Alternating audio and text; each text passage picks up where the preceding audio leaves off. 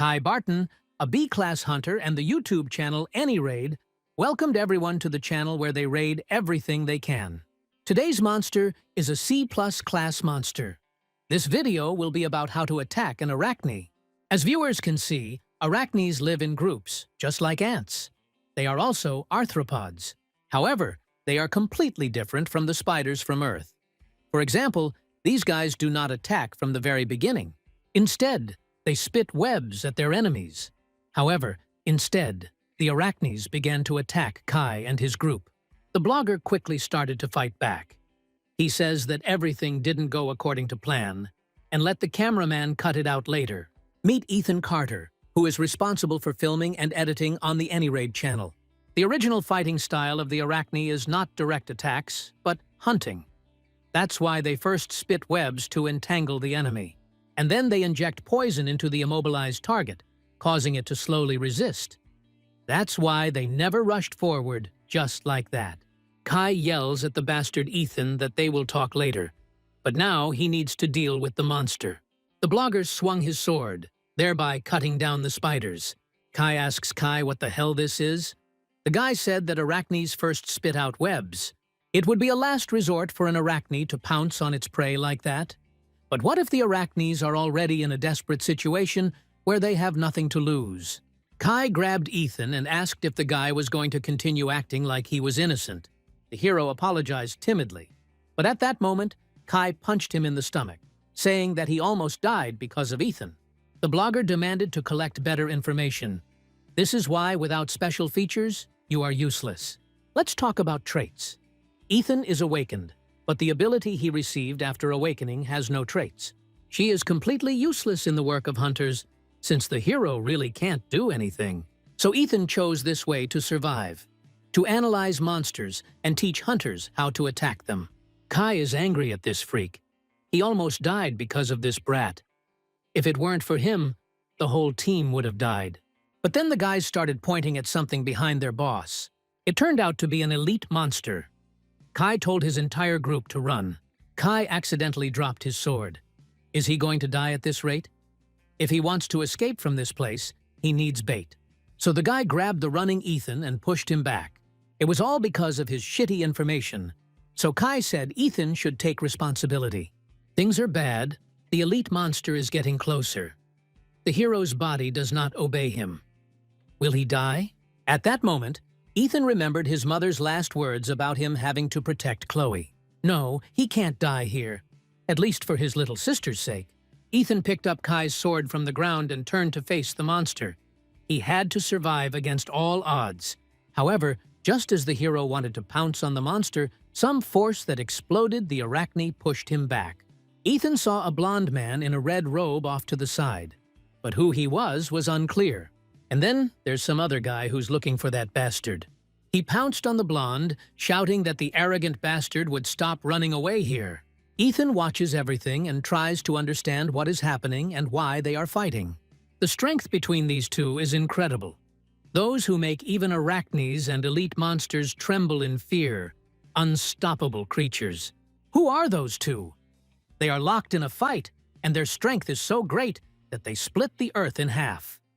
The dark guy demands that they stop hiding. He has had enough of this. But the blonde replies that, no, they have a long way to go until it's all over. So he wants to go to the end.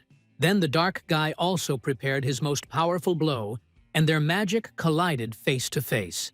He shouts that the blonde guy won't come out unscathed at this rate either.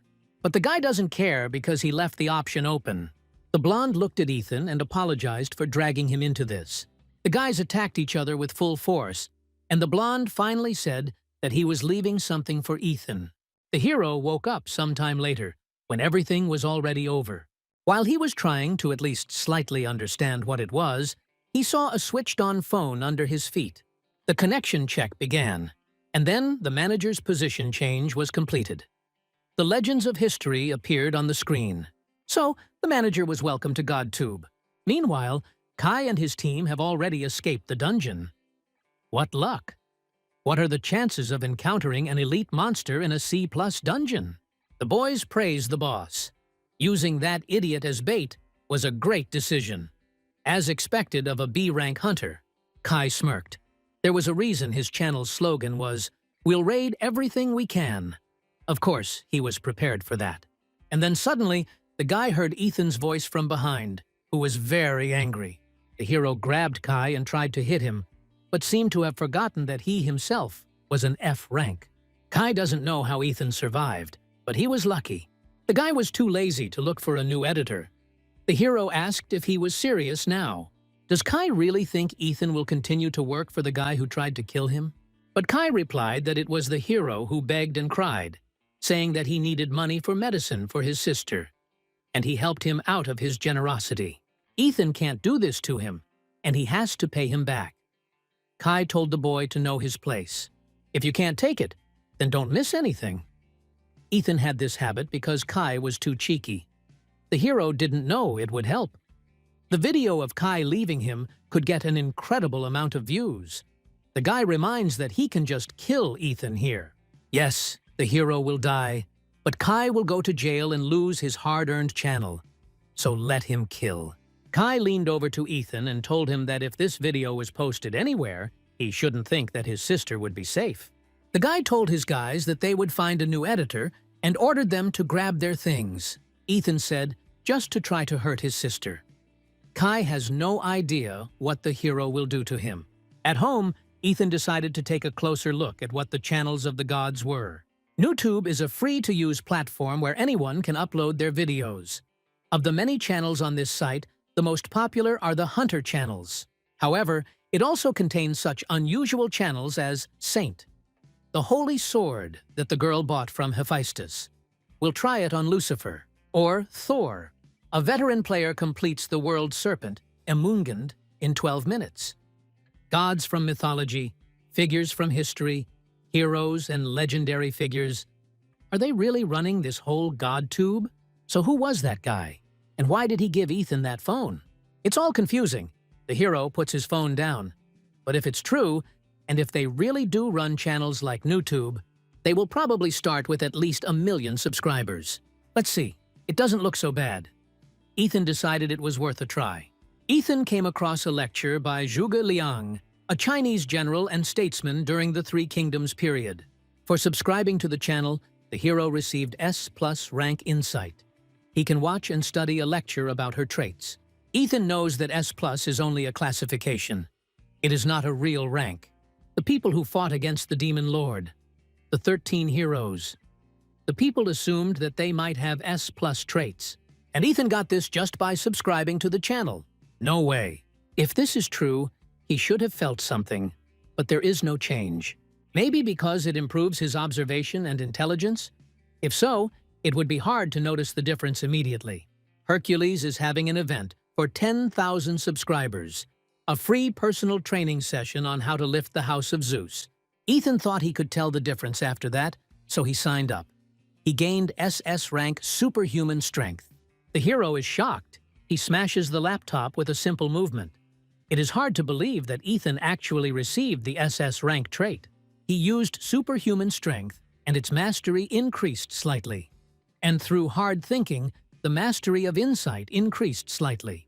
Does Ethan really need to reach 100% to fully master this ability? Well, he decided to check out Hercules' personal training. Thanks to the stimulation of his legs, he lifted an entire building. Ethan watched all this with his mouth open. How could he follow this? Now it was clear why Hercules only had one follower. The hero would never be able to do this. He wanted to write back, but writing back was impossible. Hercules turned to the thin boy, saying that he could come whenever he wanted, but he couldn't put him to bed whenever he wanted. Ethan tried dozens more times, but he could not unsubscribe from the channel. Currently, there is a subscription to 2 of the 3 channels. Suddenly, the hero received a call from someone who was recorded with a very unpleasant expression. Ethan picked up the phone and asked what Kai needed. The guy was surprised. He thought the editor had blocked him. Ethan asked him again what he wanted.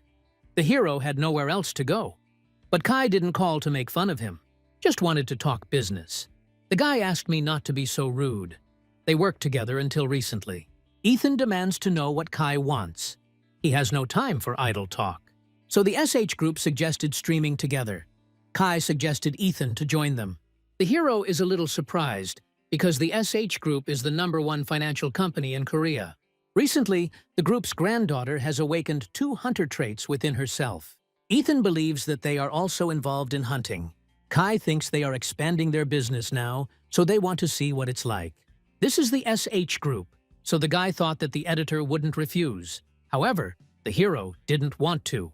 Then Kai offered to pay him 50,000 per video. Does he want to join now or still not? That's 10 times what Kai usually pays him. It's good for them. The guy asked how much Ethan wanted, and then the hero named the sum of 50 million. Kai said that Ethan had gone crazy. Does he really think he's worth that much? Or maybe he knows how much SH Group pays him. Insight skill increased. Ethan decided to guess why the SH Group was trying to work with Kai and not with other rank hunters. It's obvious. His granddaughter just received 2 S-rank traits. SH Group Chairman Trayson Knox isn't going to just sit back and watch. He wants his granddaughter to learn the basics first. And what is the basis for hunters? Hunting monsters. The reason why Kai's channel has gained 210,000 subscribers, and I was able to make money, thanks to Ethan's unique strategies. So the reason Chairman Knox turned to Kai wasn't because of him, but because of our hero's knowledge. But still, 50 million is too much. Ethan asked if Kai didn't want it. If he can't get a loan or credit, he goes and looks for someone else. After these words, the hero hung up. The next day, Kai met Ethan in the B-rank dungeon. The hero asked when the blogger was going to transfer the rest of the money. Kai said he would send them as soon as it was all over. He asks when Stacy Knox will arrive. At that moment she appeared, introduced herself and offered to leave right away. Ethan stared. This girl is Stacy Knox. So beautiful, but she will be difficult to approach. Well, for now, the hero gets his money and just does his job. They walked forward, and a black troll appeared in front of the guys. Kai pretends that Stacy is right. This monster is classified as a B+ rank monster. Maybe it is a B rank monster.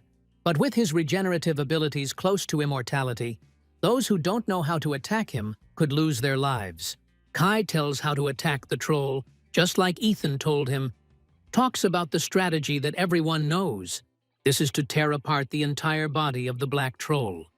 Destroy the heart and cut off the head. But while Kai continued to chew over all this, Stacy took out her sword and rushed towards the monster. She stabbed the troll right in the heart and then chopped off his head. It was easy. Kai pretends that he never thought that the girl would catch the troll so flawlessly with minimal knowledge, as expected from an S-rank hunter. Stacy, shaking blood off her sword, replied that the guy was flattering her. Ethan noticed the sword. This must be Aurelian's weapon, which he had only heard about. The hero asked how much it would cost. Stacy looked at the sword and said about 20 billion. The guys were shocked, but the girl added that it was not worth ending with one black troll.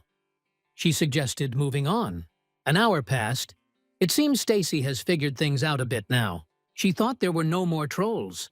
She suggested that we end it there. Kai shook Stacy's hand, bowed, and said she had done a good job. He thought it would be a good opportunity to get acquainted with the Hunters Guild, but he couldn't do anything, and now he's going to get 50 million taken away because of that bastard Ethan. That's probably what he's thinking. Suddenly, there was an earthquake. Kai realized that this was his chance.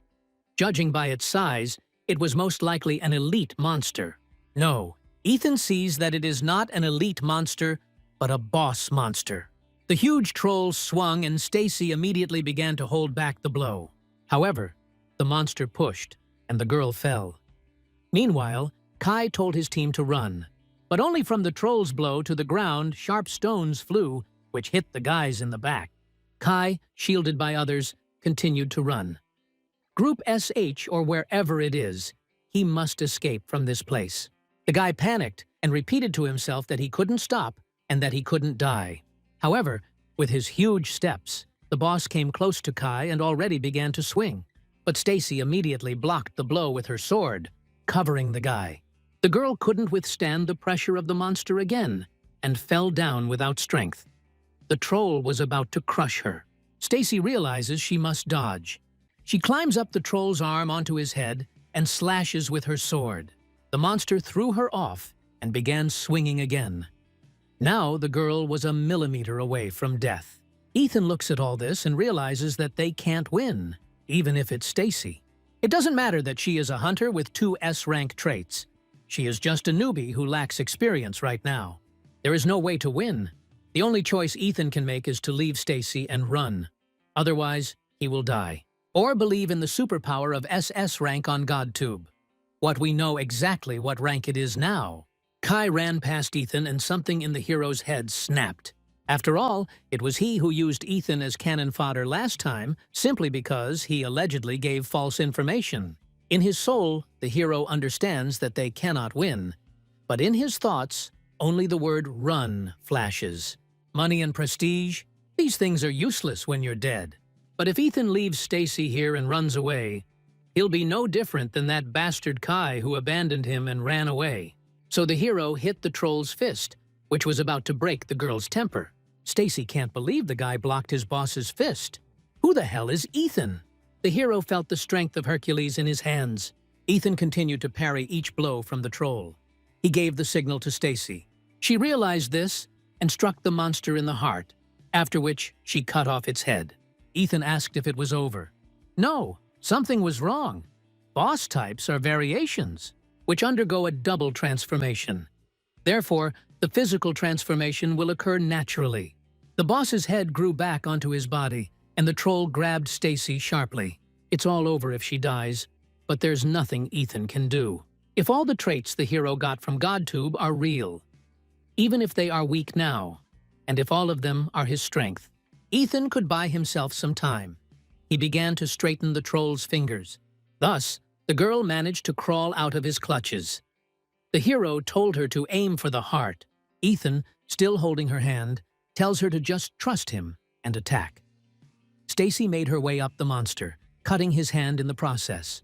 And finally, she reached her goal, the heart. The hero can hold out for another 0.5 seconds, no more. No time to explain how to attack the troll. Ethan shouts that the boss has 2 hearts. He is confident that Stacy will figure it out with her 6th sense. No, she must understand this. The girl quickly reacted and swung. And then, with a confident movement, she plunged the sword into the other half of the monster's chest. Now it's time for the troll to just die. Ethan's skill has improved a bit, and he, with renewed strength, hit the boss right in the head. Finally, this horror was over. Stacy is glad they won, but the consequences didn't pass Ethan by. He fell unconscious, and the girl wondered who he was. The next day, the hero woke up in the hospital, and a girl was already sitting in front of him. She asked for forgiveness. Ethan asked what she was doing there. Doesn't he see the 4? That's because Stacy brought him to the hospital because he was badly hurt. All of the hero's muscles are torn, and his ribs are broken. The girl moved closer and asked how Ethan was feeling. She was too close. And at that moment, Stacy put her hand on the hero's forehead. It seems he has a fever. Oh yeah, they didn't really introduce themselves. The girl asked his name. Ethan was surprised, but introduced himself. Didn't Stacy know his name? She should have known his personal details when he was admitted to this hospital room. And then the girl, as if reading his thoughts, replied that she would like to hear it herself. Amazing.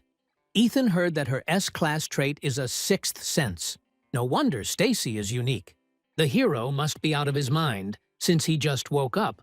But the girl would like to propose to him. Stacy invited Ethan to join her team. The hero was very surprised and asked if it was because he had fought the troll. And then Stacy offered him a yearly salary of 1 billion won. In addition, they would equally divide the spoils from the monsters. This is crazy. 1 billion a year salary and loot from monsters. And Stacy heard that Ethan's sister suffers from a blood disease. She is also hospitalized in this hospital. SH will take care of the expenses.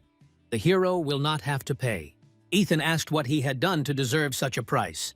And then Stacy asked him to develop a strategy for all the monsters she would hunt in the future. That night, Ethan considered whether he should refuse. When he told the girl, she said she understood. but asked him to tell her if he changed his mind. Stacy still owes the hero for saving her life, so she will repay the debt by paying Chloe's medical bills. No, Ethan will try to believe in the possibility of GodTube, the insight and superhuman strength he received there. GodTube is real. The channel of gods that turns S-class hunters into mere extras. There's no point in hampering this opportunity by immediately accepting the offer, but Chloe's incurable disease. Ethan must find a cure at any cost. Long ago, Chloe was caught in an unexpected dungeon breakthrough and suffers from a blood disease. There is no cure for this terrible fate in modern medicine, only symptom relief. But with GodTube, if Ethan gets their traits, he can definitely cure his sister. But the medicinal ingredients used for treatment are very expensive. And since it is a rare disease, Ethan will need a lot of money. In the meantime, I decided to finish editing a video that costs 50 million won. Turning on the recording, the hero remembered Stacy's phrase about 20 billion. Ethan thought about it. What if he made gear and sold it? He could raise billions of dollars in no time. But Ethan only has one subscription left. If he wants an additional subscription, the hero must join, and that's 1 million. There's only one answer. The only way to make a weapon is to study metallurgy. Here it is, the course of Hephaestus. Ethan subscribed to his channel and received the SS class, God's Metallurgy. At the lecture, Hephaestus worked hard and said that when you improve a weapon, you shouldn't be afraid of failure. And the bastards of our time have no courage. You have to be prepared for the weapons to be destroyed. Ethan doesn't understand.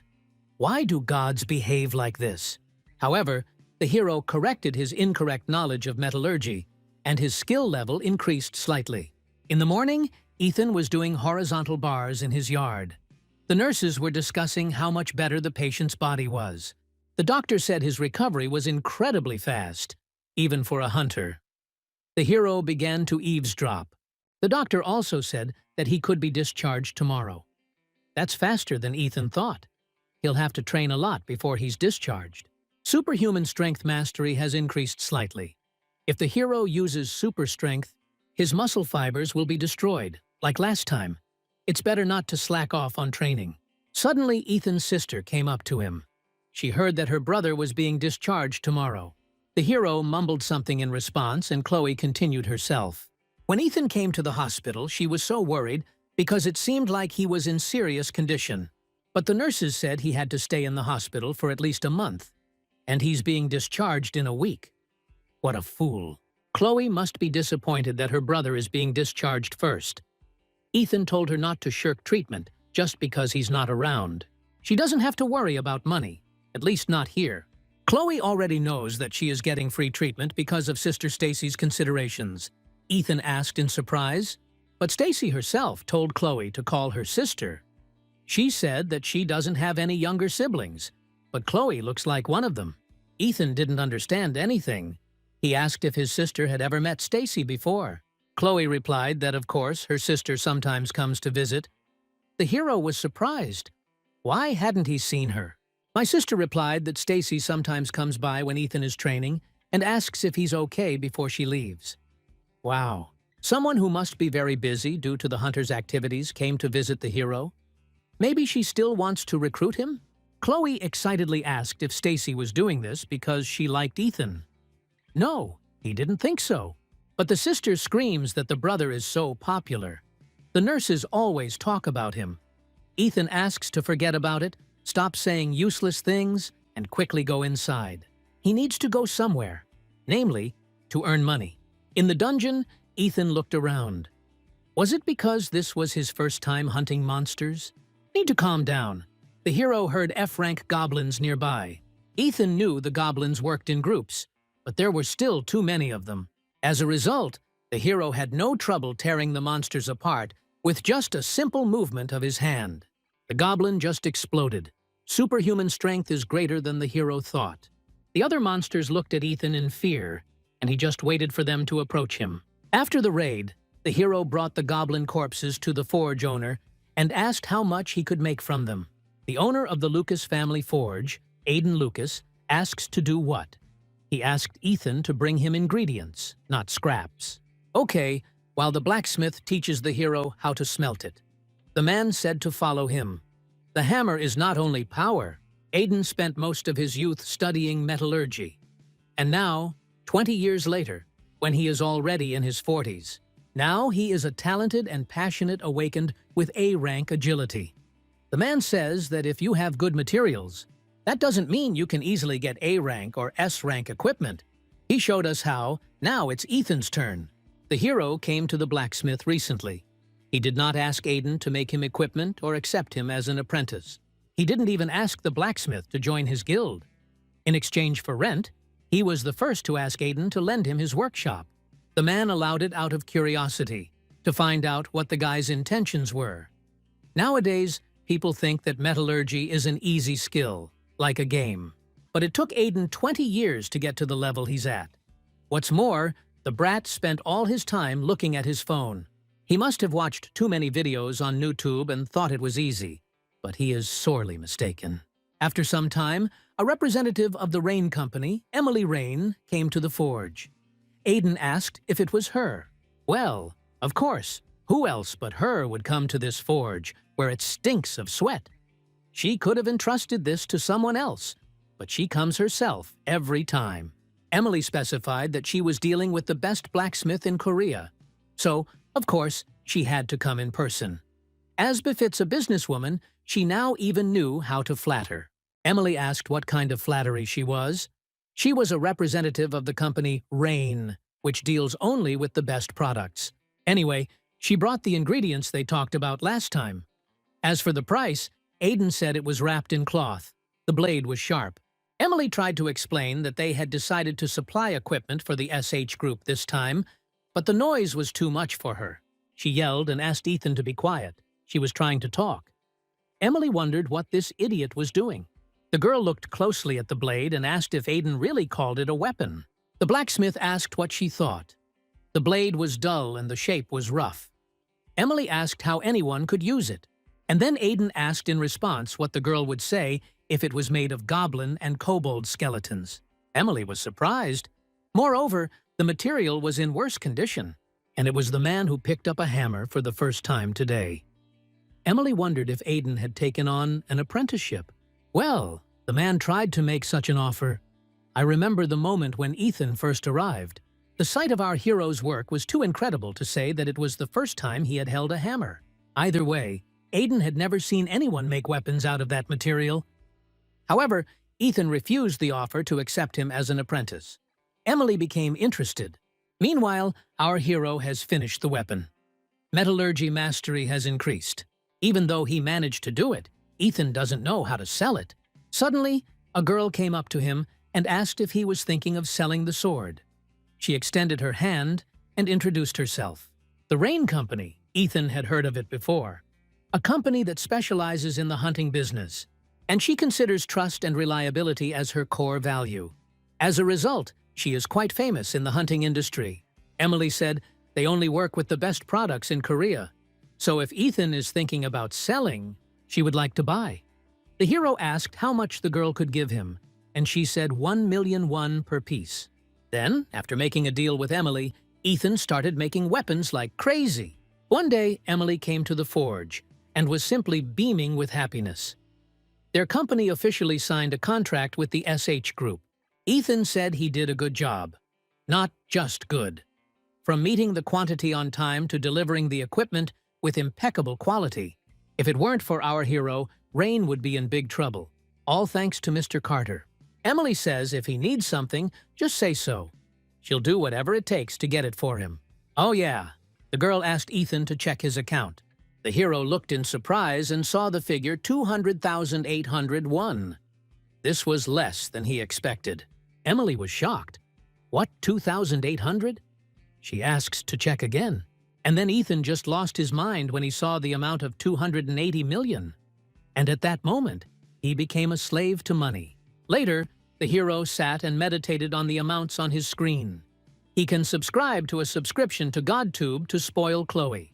Hua Tuo, the legendary physician of ancient China, the divine physician. Hippocrates, the ancient healer who is called the father of medicine. Or Ho Zhong, the best doctor who created the concept of Oriental medicine. Subscription to all 3 channels costs 300 million won per month. But in the current situation, Ethan can only choose one of these 3. The hero couldn't choose, so he closed his eyes and subscribed to one of 3 channels at random. The next day, Aiden said that there was nothing to be done, since fragile materials were not easy to polish. He suggested simply keeping the polishing to a minimum, although precision machining can be achieved despite the high brittleness. But this process requires absolute precision. Suddenly, Emily walked in. The blacksmith asked why she kept coming here. The girl replied that she came here because of Master Ethan. Oh, the hero was just waiting for her. Last time, Emily said she could get him everything he needed. The hero handed over a list and asked if it was possible to get it. The list included mountain frankincense, silphium, saxifrage, century ginseng, century rune flower, and soapwort. Ethan asked if they were hard to get. Emily can get some, but it will be expensive. They cost about 300 million won. But the girl can give a discount of 20 million. Ethan needs these materials to improve his mastery of the divine medical art. The hero subscribed to the divine art of Hua Tuos plus class medicine. It is difficult to improve the skill level on your own, because these are medicinal herbs that Ethan doesn't know how to get and doesn't know if they are for sale. If it weren't for Ms. Rain, he probably would never have gotten them. Emily asked if they were worth buying. Ethan said yes. He received 284 million from her, but he also gave her 280 million and will lose the current balance of 4 million at the end of the month. The subscription is 100 million won. With a subscription due at the end of the month, Ethan needs to make more money now. But even if he earns more by making gear, how can he make hundreds of millions? And then the hero remembered NewTube. The guy on the subway, as always, had nothing to watch. But suddenly he saw a channel of a world conqueror with a hippopotamus strategy. The guy pressed and saw our hero in a hippo costume. Ethan asked if the audience knew that hippos are not water horses. The guy wonders what's wrong with this blogger. What kind of hippo cosplay is that? So, the monsters that viewers see now are called hippodons in Korea, or hippopotamuses in other countries. They look like a hippopotamus. The character for a horse is used to represent a hippopotamus. But hippos do not belong to the horse family. The guy didn't even think about the fact that the hieroglyph for horse is used to represent a hippopotamus. So Ethan said that these monsters are actually members of the hippopotamus family. To be precise, to the cetaceans. If we go into details, our head will hurt, so the hero will stop there. In any case, he will show how to conquer a hippopotamus. First, he advises to excite him with a red cloth. Cows don't get nervous from the color red. The main thing is to excite them. Ethan showed the monsters a red rag, and a herd of hippos immediately ran towards him. How to beat a hippo. Second, just hit them and catch them. Is that the whole strategy? Ethan ran towards the monsters and just started attacking them. He ended up standing in a pile of corpses. Still easy, right? Still, we must continue to attack. Ethan delivered a few more blows, accompanying them with funny conversations, and finally finished. He told viewers to like and subscribe if the strategy was helpful. The channel's subscribers rapidly grew by the hundreds, and enthusiastic comments flew in by the dozens. People have been missing this kind of entertaining content for a long time. And Ethan was happy. Everything was as planned. After some time, the number of subscribers exceeded 1,000, and the video gained almost 130,000 views. It seems like the audience really liked the concept of the previous video. This time the response was good, only due to the power of the algorithm. Ethan can't hang around low-class monsters forever. Well, gotta strike while the iron's hot. As we know, due to our high adaptability, stimulation requires ever greater intensity in order to constantly arouse strong interest. This is Ethan's specialty. After all, analyzing monsters and strategizing is his job. 1 million subscribers is not just a dream.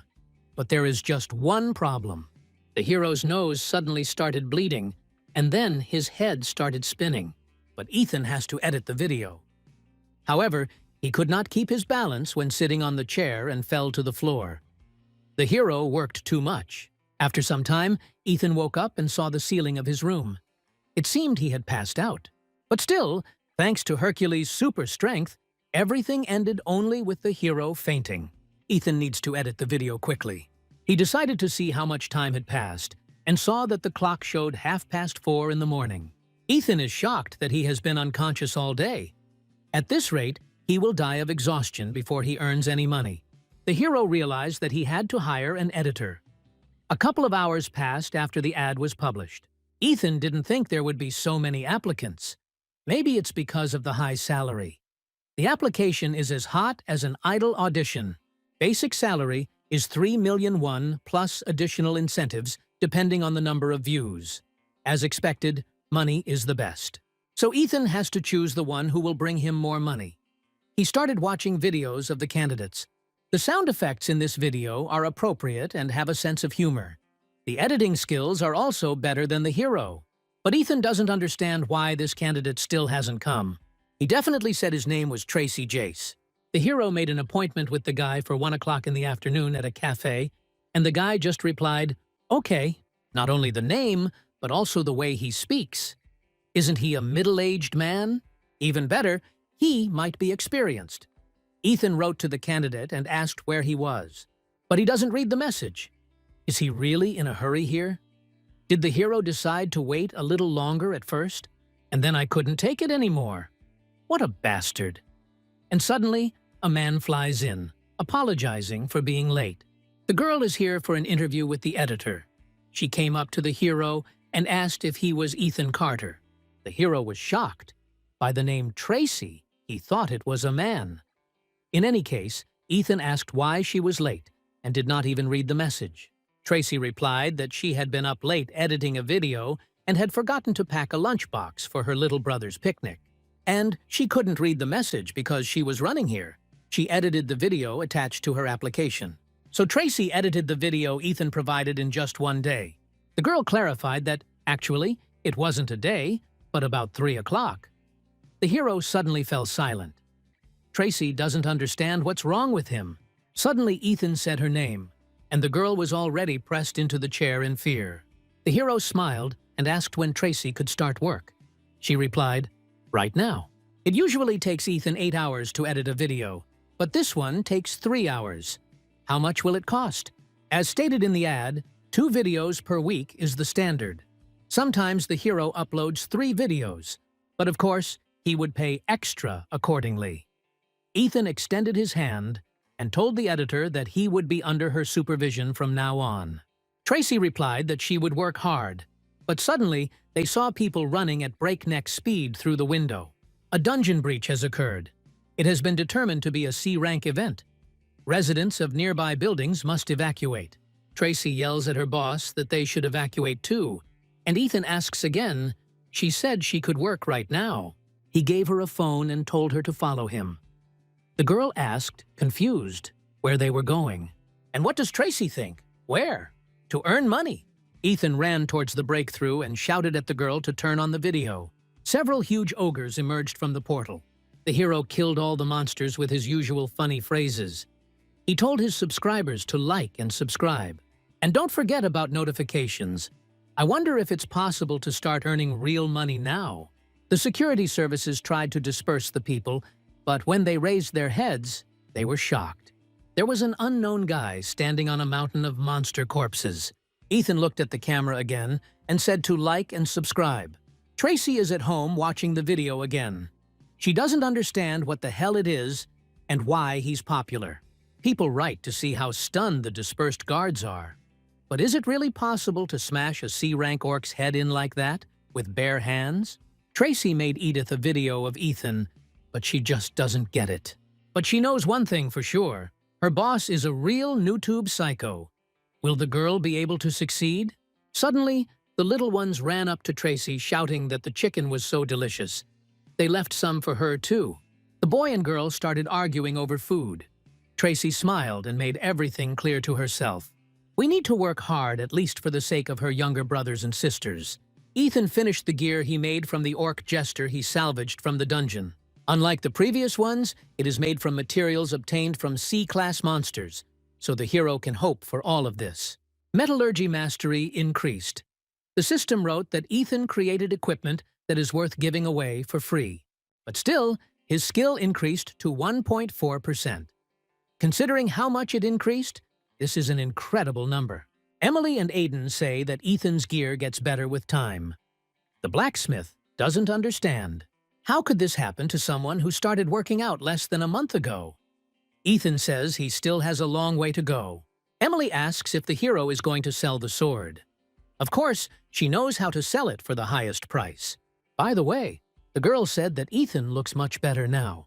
At that time, his bags under his eyes reached the very end. Now, the hero lives like a human, not a zombie. Since Tracy started editing his videos, he actually has more time to sleep, even though Ethan is still busy. Although last time, after she was paid the hazard pay, he had little room left for personnel expenses. Still, helping to film a video isn't an editor's job, so Ethan really should pay Tracy that much. The hero has no complaints about her editing skills since she tries so hard. Ethan is very grateful to her. Oh yeah, he asked Miss Rain what was going on with the medicinal herbs he asked for last time. Of course, the girl got everything. This was Ethan's first request. The hero was shocked that she had already succeeded. It was incredible. Of course, Emily Products sells only the best goods from Korea. And what does this have to do with it? Ethan asked how much it was from him. The girl started counting. The total amount was 212.44 million won. It was a huge amount. But since it was Ethan's request, Emily will give a discount and set the price at 200 million won. Next time he won't give a discount. The girl asked where the hero would put so many medicinal herbs. He replied in confusion that it was for clinical trials.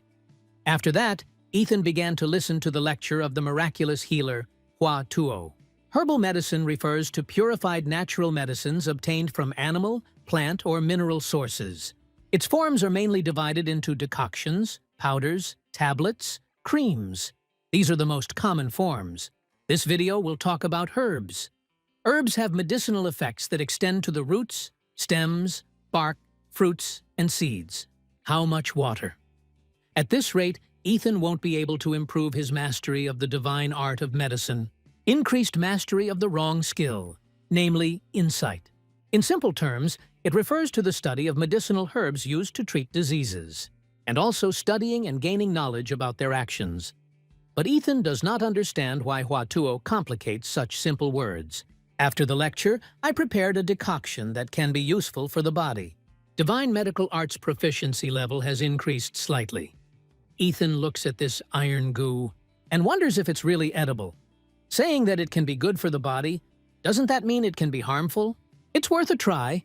It's just a potion brewed with a skill. It can't kill the hero. However, after taking a sip, Ethan fell to the ground, spilling everything. He cried for the money he paid for the herbs. Suddenly, a notification came on my phone. The hero consumed a decoction that could be useful for his body. Superpower mastery increased slightly. Ethan was surprised. It hadn't even been 3 seconds. He thought, maybe he should lick the potion off the floor. Later, the hero went to the dungeon. Vampire bats are E+ rank monsters from the bat family. There are a few reasons why Ethan came here. First, to make a video about our bats' rats. Secondly, get loot to craft gear. And finally, study the vampire bat disease. Since they live in small groups of at least several dozen, if not hundreds of individuals, all sorts of diseases live among them. But it is interesting that bats themselves are not susceptible to diseases.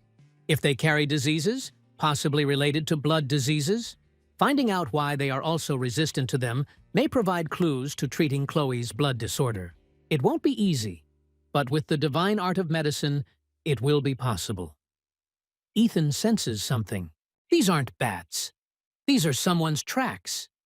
Ethan looked down and saw those same people. These are Kai Barton's lackeys. How did they get here? As long as Ethan is assigned a dungeon in the Hunter Management Bureau, other hunters cannot enter.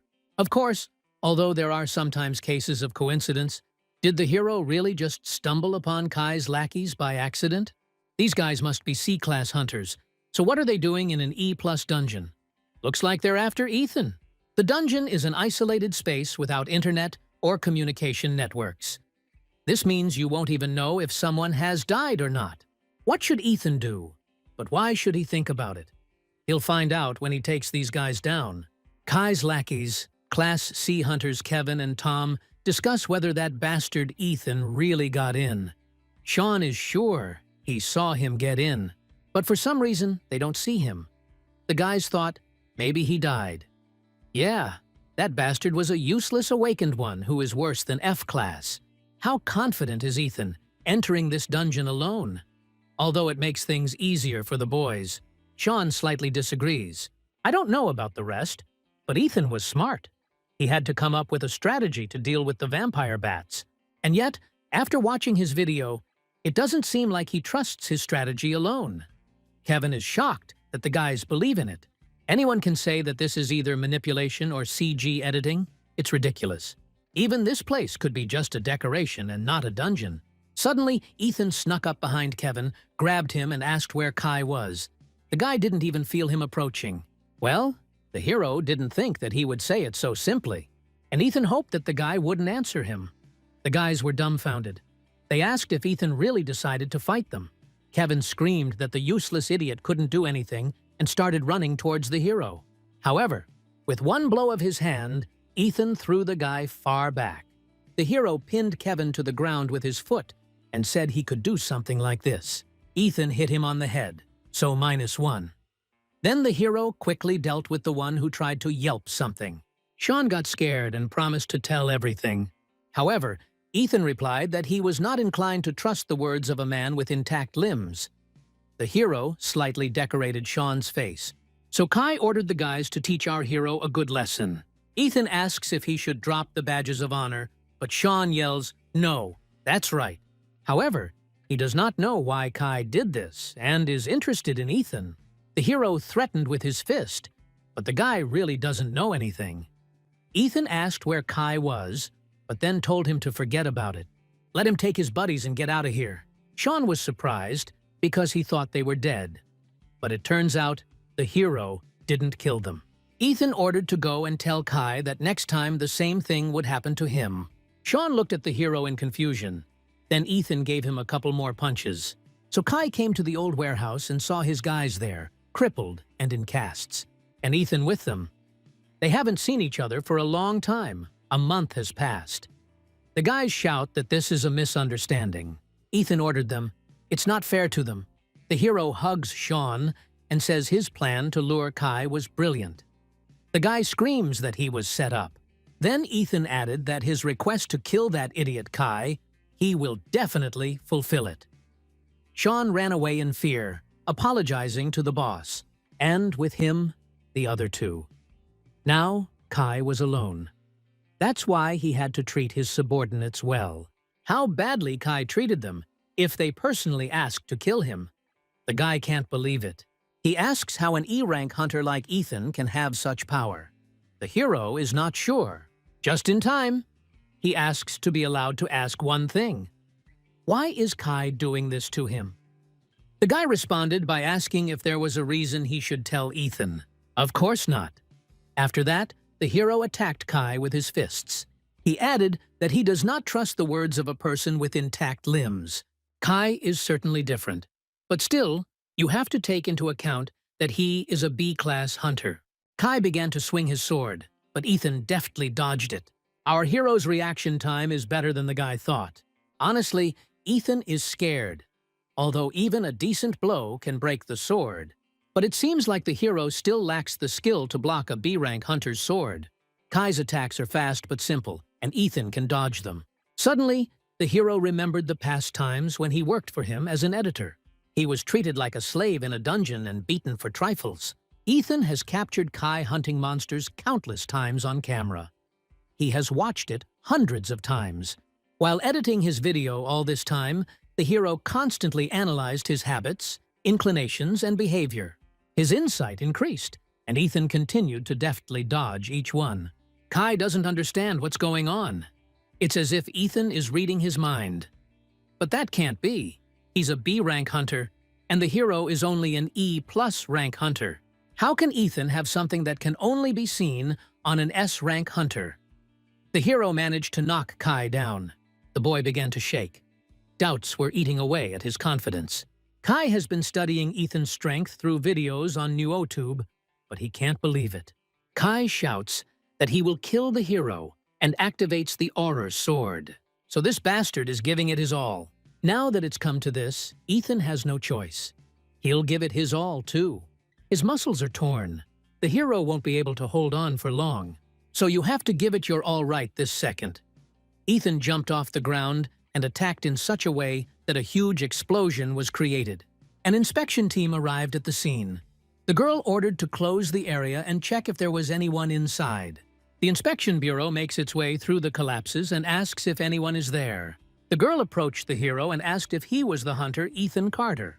The hero, holding his sword over the unconscious Kai, answered yes. The girl is Casey Wang, commander of the 4th Squad of Guards at the Inspection Bureau. She asks to go with them to the bureau. During interrogation, Ethan revealed that a hunter named Kai Barton had tried to kill him. The hero provided a video as evidence. Casey confirmed the video. It's certainly not something you can easily miss, but hunter Ethan Carter is billed as a traitless awakener. Guardsmen. They are the police who protect hunters. But in other words, they hunt criminal hunters. Killers of people. Ethan heard that the squad leaders are appointed from hunters of at least A class. Casey's aura really does look like a killer. The hero asked if the trait rank is related to the hunter rank. The girl knows that Ethan is also an E+ rank. Yes, that's true, but Ethan asked if there was a reason he had to answer that question. He's the victim here. Casey apologizes. Because of his job, he has a habit of suspecting people. Then, based on the video footage of the Argali dungeon and the abandoned construction site, the Bureau will handle this properly. Kai may never see the sun again. Casey offered to end the investigation there and thanked him for his cooperation. Ethan left the office. A colleague ran in. She was surprised that the squad leader was inside. Ethan had just left, and she thought Casey wouldn't be here. Strange. Casey suddenly asked what rank Layla was now. The girl asked why the leader was asking her about this. She had recently been promoted to B rank. Suddenly, under the pressure of Casey's aura, Layla fell to the ground. As expected, she can't stand it. Layla asks if it's not obvious. The squad leader is no ordinary guard. And there's even talk that Casey will be promoted to S rank, human butcher. She said Ethan didn't feel a thing. Layla was very surprised because this guy is an E+ rank hunter. Casey herself is perplexed. If that's the case, why did the leader just send him away? It's serious if hunters hide their rank. Casey replied that it was because Ethan wasn't weird. He smelled human. The leader left, and Layla was left alone with all the questions. What kind of nonsense was that? Ethan is glad it's over, but he doesn't know when it might happen again. If his YouTube channel gets more famous, he could become a target for a criminal organization. At Ethan's level now, even Kai is difficult. Without the synergy of knowledge of Kai's behavior patterns and habits, and without insight, the hero would have died much earlier. If you think about the upcoming difficulties, the most important thing here is superpower. But it's not increasing. It's unclear why it's still at 1%. Ethan recently won a one-on-one training session with Hercules for reaching 1 follower. It's very strange that Hercules still has 1 subscriber. It seemed that winning was worth it after all. The hero began his private lesson the next morning. Hercules asked in surprise how there could be a human on his channel. Ethan asked if it wouldn't work then. Hercules hesitated. At this rate, he wouldn't be able to give the boy a personal training session himself. Then Ethan thought that he couldn't accept. But that's not the point. As the demigod had already said, he couldn't go to where the boy was. So he can't give him a one-on-one face-to-face training session. Just think how Ethan got connected to GodTube. And what about that blonde guy who left him the smartphone? And that white-haired guy the blonde guy fought with? But even if Hercules couldn't fix the boy's posture himself, he could at least teach him this. He offered to start right away. For example, they will pull and tear off the horns of the Minotaur in one fell swoop.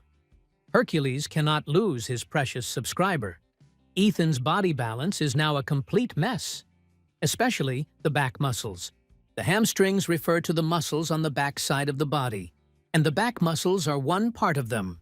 Hercules shows lat, then back, trapezius, triceps, brachioradialis. Ethan learned about perfect muscles. Super strength increased. As the hero sees it, there are different types of back muscles, and since they are all on the back, Ethan cannot see them. This often leads to forgetting their importance. But Hercules says that these muscles are extremely important, namely for the overall balance of the body when you need to make bold movements. Ethan asked what that was just now. Oh, it's called divine martial arts. Hercules created it. Nothing special, but he collected all his fighting methods into one and systematized them. This is the one that Hercules used when he crushed the Hydra. He hit it in the middle of its head and killed it instantly.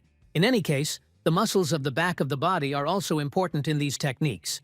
The lower body is the pillar that supports everything. Hercules asked what would happen if the pillars fell while the building was being built.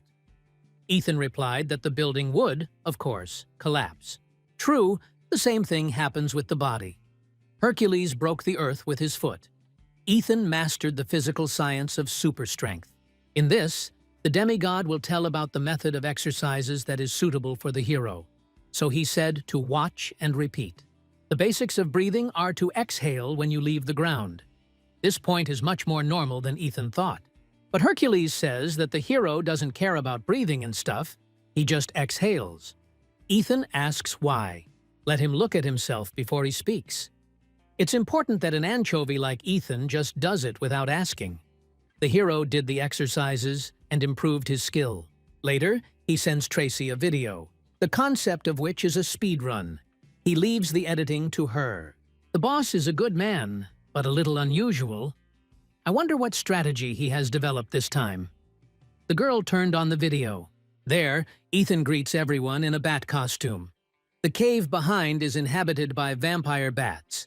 And why is he here, viewers will ask? To show new content for the channel Conqueror of the World. This is nothing more than a speedrun raid. If Tracy chooses an editing point here, adds sound and effects.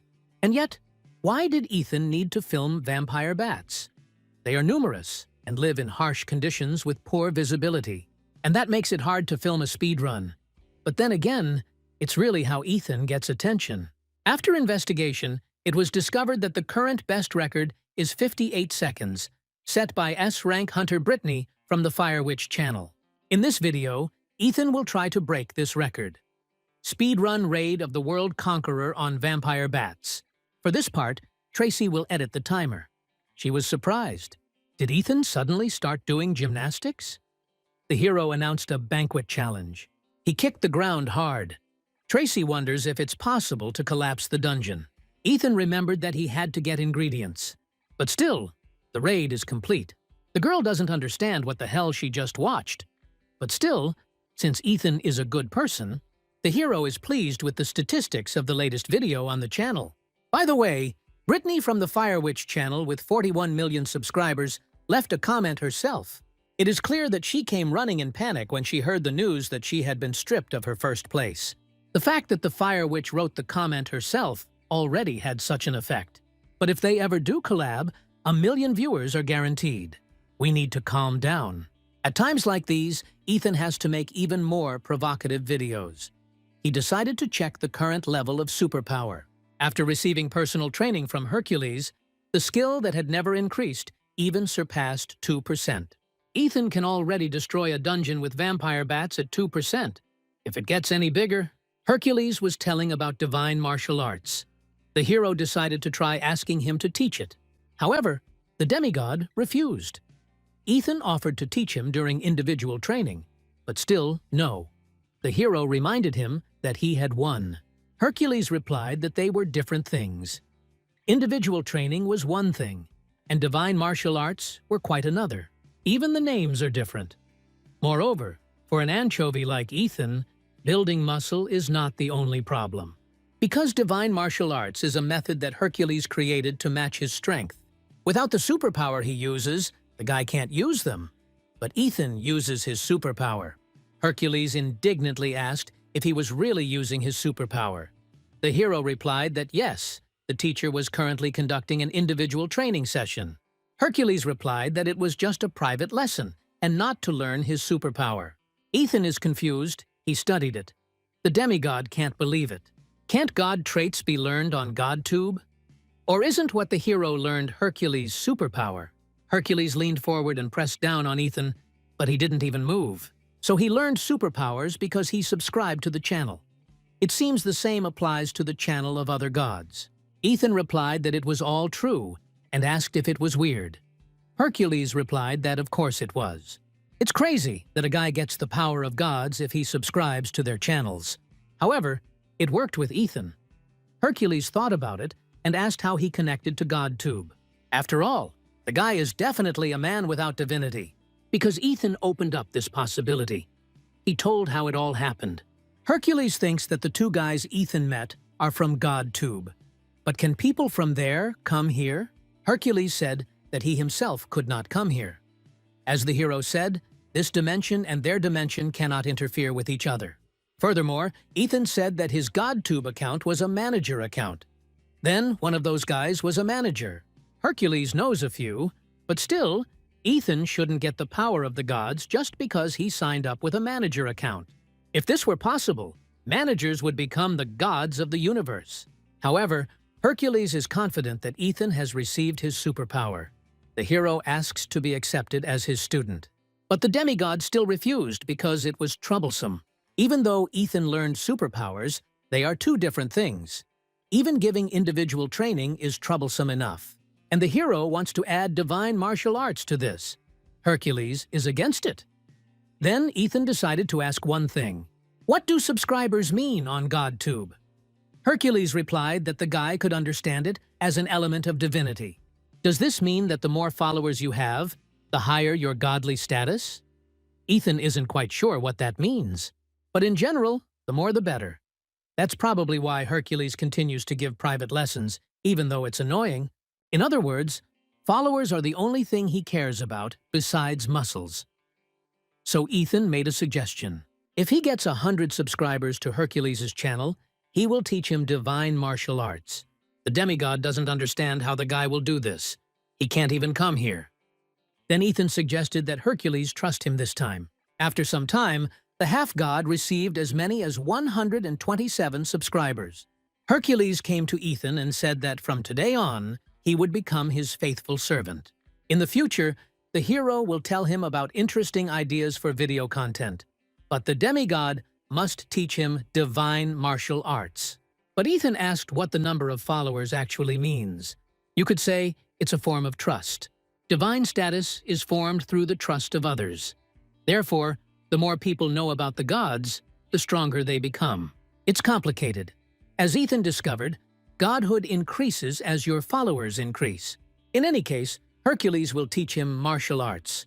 And before that, he asked him to speak calmly, like before. Then Hercules suggested to begin.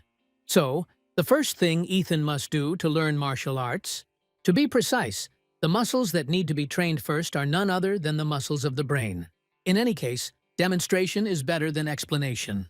Suddenly, Ethan's head started to throb really badly. What's going on? The hero can't see Hercules move in any frame. And then there's this crazy feeling of pressure. So Ethan learned divine martial arts. The mastery of superpower has increased by more than 1%, although before it had practically not increased. Moreover, SSS rank. As Ethan himself sees, he can't handle it. Hercules says this cautiously, but maybe the hero's soul level is still insufficient. If he uses martial arts in this state, his mind will be destroyed first. He must develop his brain muscles first. In other words, what Hercules meant by brain muscles is the soul level. More intuitively, mental strength. So, Ethan needs a strong psyche to cope with divine martial arts. Hercules could have just said it from the start. The hero asked if he could learn it. The demigod hesitated. Normally this would be impossible, but perhaps if it was Ethan, it was possible. And all because he can obtain the power of the gods. That is, it is desirable to obtain the power of gods who specialize in mental power. One that can support the extraordinary strength of Hercules. There are different ones, Jesus, Buddha, but Hercules recommends the channel of Master Conf. He means Confucius. Ethan is shocked, so he has to subscribe to the channel and pay this crazy monthly fee. Now Ethan has a balance of 153 million. The subscription to Hua Tuo's channel was 100 million.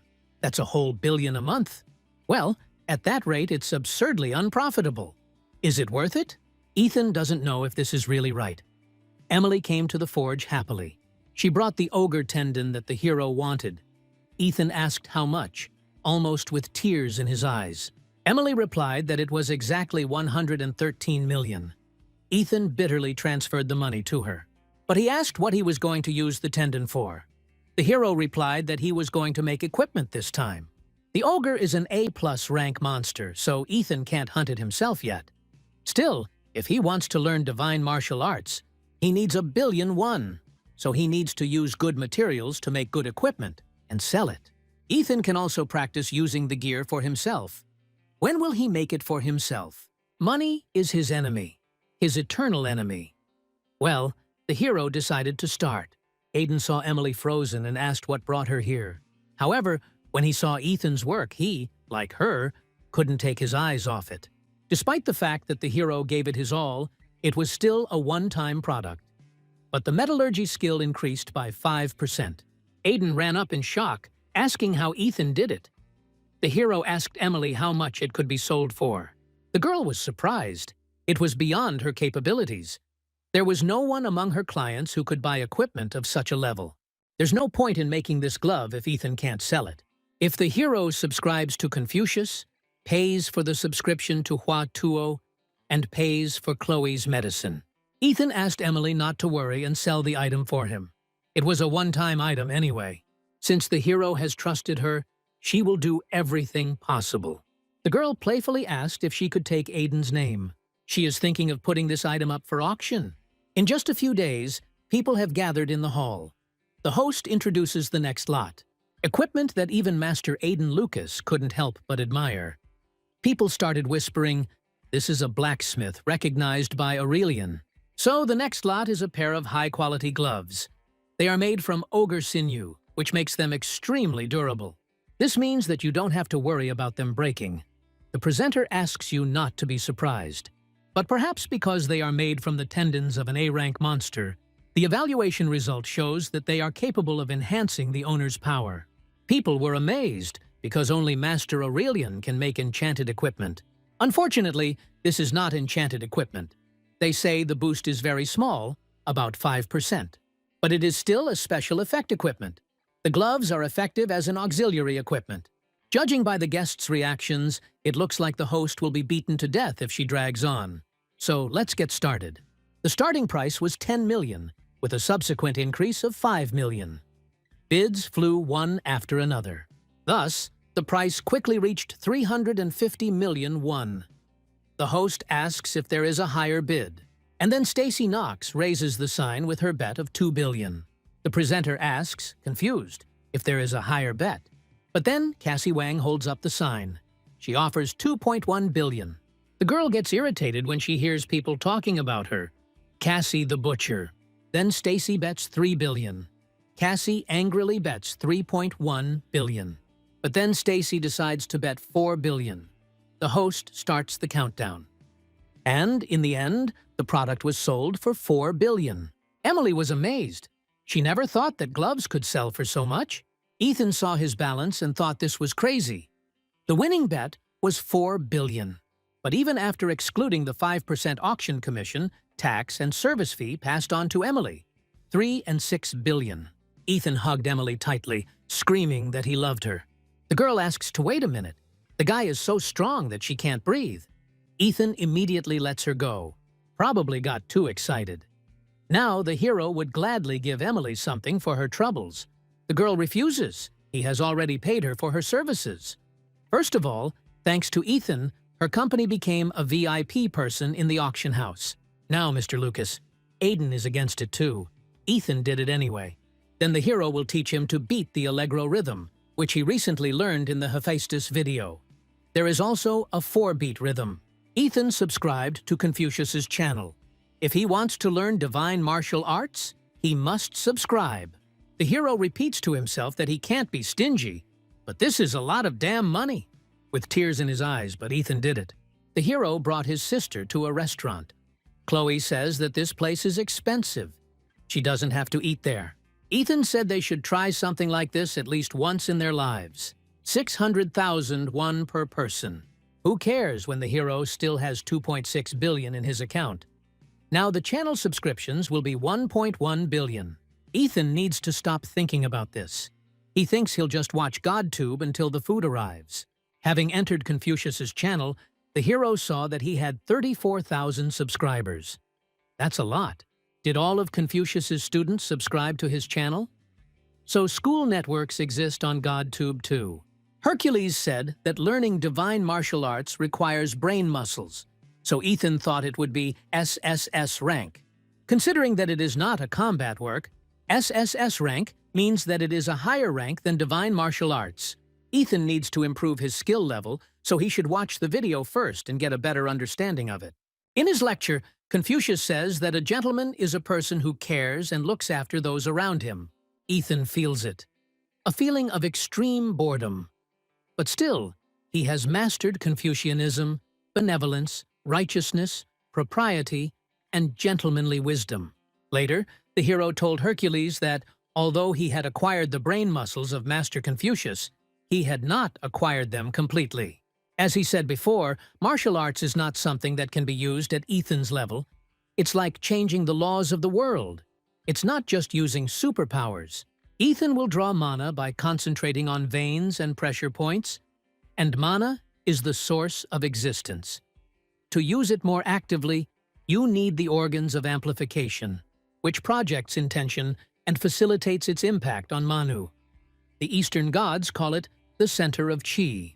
Ethan probably thinks this is so boring and wonders, what the hell is he talking about? Hercules says that the boy wants to gain this power, not learn these complex concepts. Even if Ethan wants to say no, Hercules doesn't think he can. As expected, the hero agrees. Hercules came up with a way to help the boy master divine martial arts more easily. The answer lies in his muscles. If the body is in bad shape, then the head will suffer. And Ethan thought it was the other way around. The hero will learn complex concepts on his own as he builds up his muscles. Hercules said to leave the knowledge that causes headaches to your muscles. At the SH Group headquarters, Stacy met her grandfather. He heard that she had bought equipment this time. Yes, the girl was very pleased, even though it cost 4 billion. Although it cannot be compared with the sword of Master Aurelian, but it's a great piece of equipment to have around. Stacy feels like her skills have been taken to a whole new level. Well, Trayson is glad to hear it. If his granddaughter needs anything, he asks her to tell him. Stacy thinks they can start raiding S-rank dungeon, and Ethan was desperate. He couldn't even keep track. Divine martial arts. He had yet to learn them properly. The hero can't level up like that. Can he even? He turned on the lecture. Confucius was asked if there was a way to not lose a fight that could never be won. The master replied that there was. We must never end this fight, Ethan thought. Hercules was once a man. He is a hero who surpassed a god in human form. Wouldn't Hercules have made an effort? Wouldn't he have struggled? Wouldn't he be disappointed? Divine martial arts are a power that makes one doubt that a human can achieve it. It's not just the art of fighting. Ethan is not talented, so what he needs now is endless effort. The hero concentrated. An unbending will permeates his body. Confucius's level of skill is rising. Ethan looked up and saw that he had punched a hole in the ground and trees. He had mastered the divine martial art. It looks like the hero needs to find a private training center. He has no idea how much money it would take to pay compensation for this. Later, Ethan sent Tracy the same video of the vampire bat as last time. Fire Witch broke the boss's record on her channel and took first place again. An incredible record of 11 seconds. The attack was over as quickly as it had begun. And yet, the fact that Ethan had made a video with the same concept? Tracy opened it. The hero in the witch costume introduced himself as always. He heard that not long ago, a new record was set on the Fire Witch channel. 11 seconds is a truly incredible record. So today, Ethan will try to beat Miss Brittany. Now, he'll show you how to do it. The audience is probably wondering why he suddenly targeted her. If Ethan actually tries to target her, he'll probably get fried. There's no way he's going to do that unprepared. So today, the hero will tell the strategy how to defeat Miss Brittany, who took first place. Now, enough of this silly talk. Let's get started. Ethan kicked his leg, and the video cut off. Tracy turned on the second one. He kicked the ground, and it broke. Oh, now that the hero thinks about it, he could have trained in the dungeon. Tracy wonders what she's looking at. She was shocked that the video was 4 seconds long.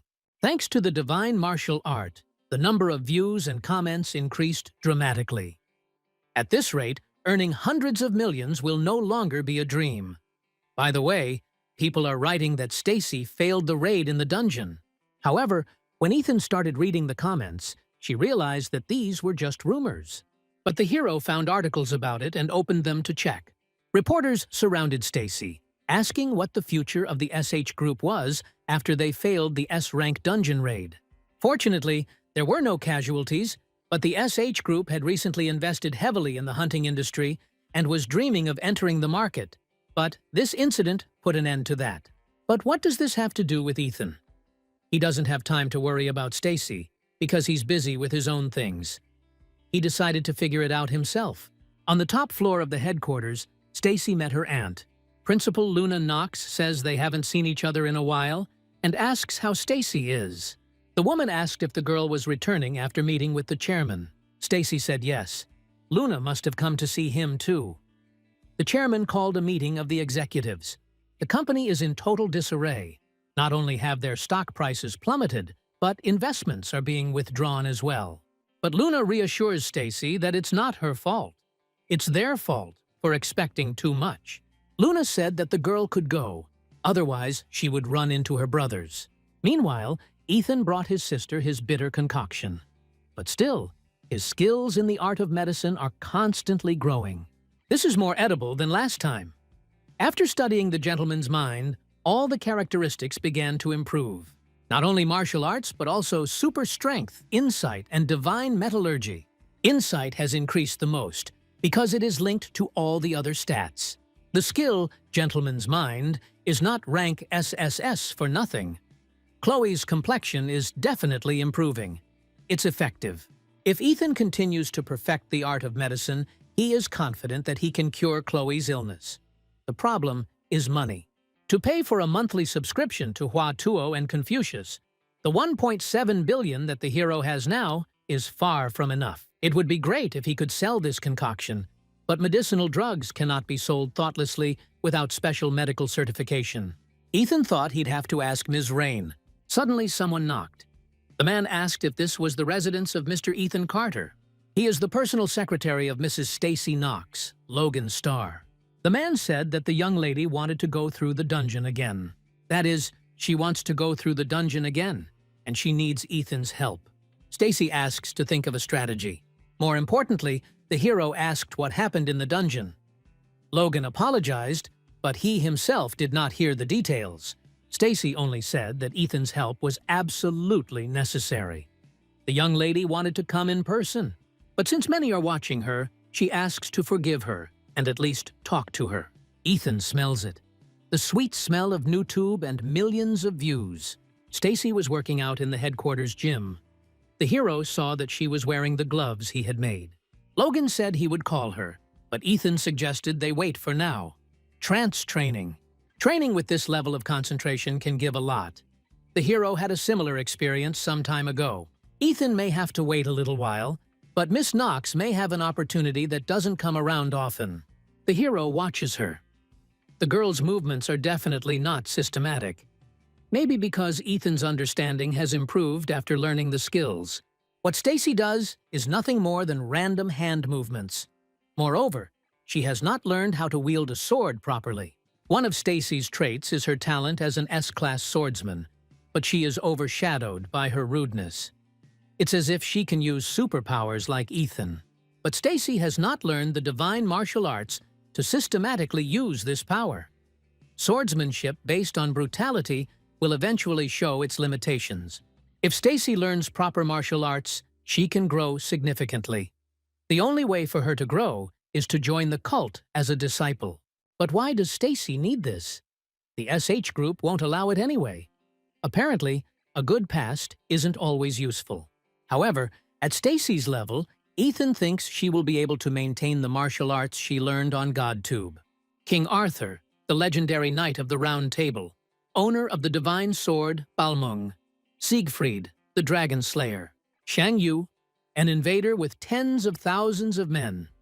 Although the video is a little crazy, but what if Stacy could learn their martial arts? But he can't watch GodTube, so she can't even learn them.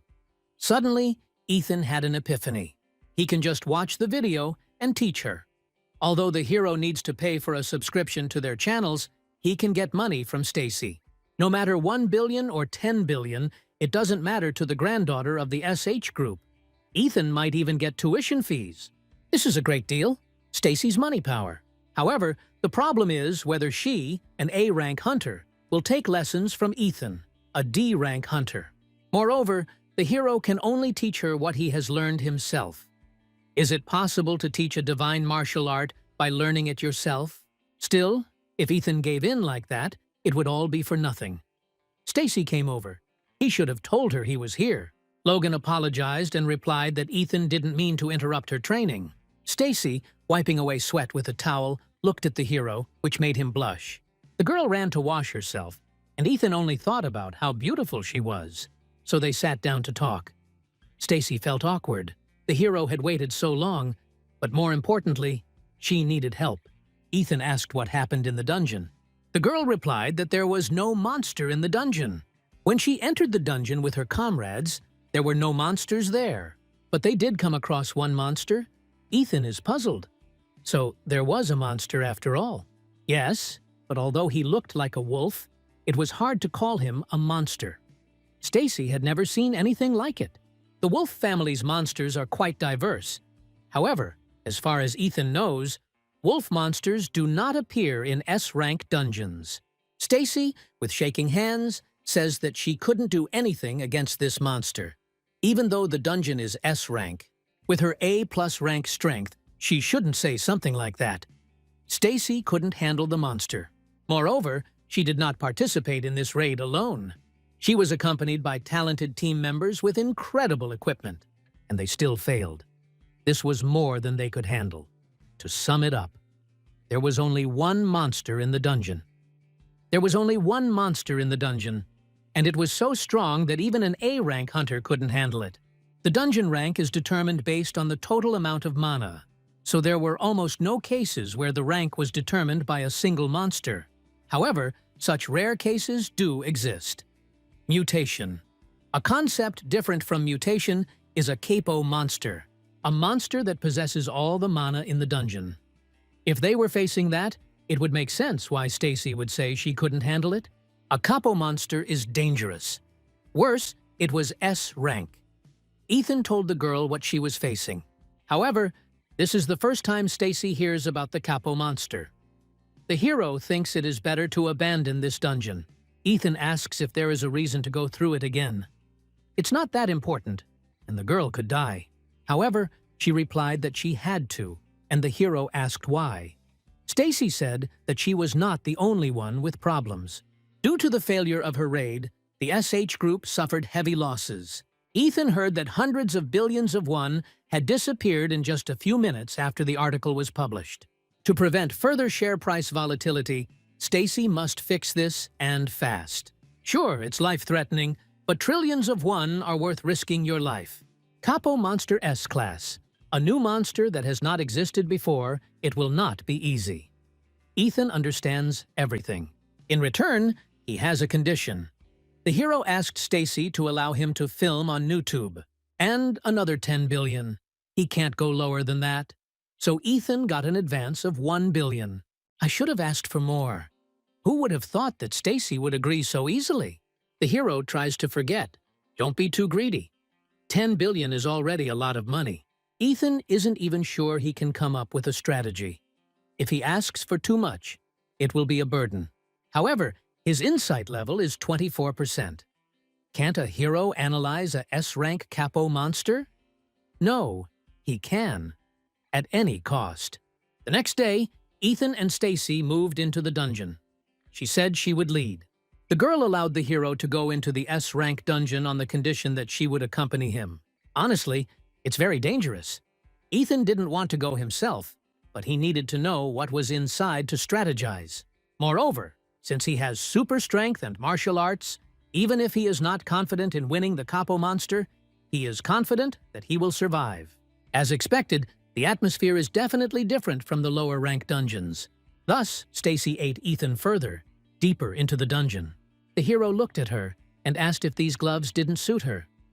The girl replied that they didn't suit her a little. Then Ethan asked to be allowed to adjust them. He didn't know who would use them, so I made it on the cut of my hands. Even though they weren't going to be removed, it must have been very uncomfortable. The hero pressed the button, and the gloves fit Stacy's hands like a second skin. Let her consider it a favor. She asked how Ethan knew this feature existed. He admitted that he made them. So, the man whom Master Lucas recognized is him. But the hero does not know about it. He just works in the same workshop with him. Suddenly a roar was heard in the distance. The guys felt the strongest energy, and it was different. On a completely different level. Stacy drew her sword and ordered Ethan to step back. A huge wolf, a S-rank Capo monster, loomed over them. Will the girl be able to defeat him? What if Ethan joins her? Moreover, they are not ready. The hero came here to check what kind of monster it was. They shouldn't fight.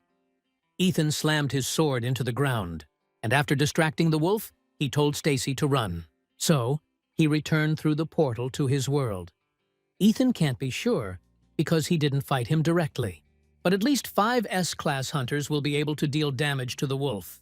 Stacy asked the hero, confused, what kind of power it was. Ethan asked in response how she had managed to return alive, and with her teammates, after escaping from that monster. Stacy replied that they were lucky. The hero asked if she really wanted to attack him again. Yes, she should do it. If Ethan comes up with a strategy, her team will do whatever it takes. The hero said that he would contact her as soon as he analyzed the monster and left.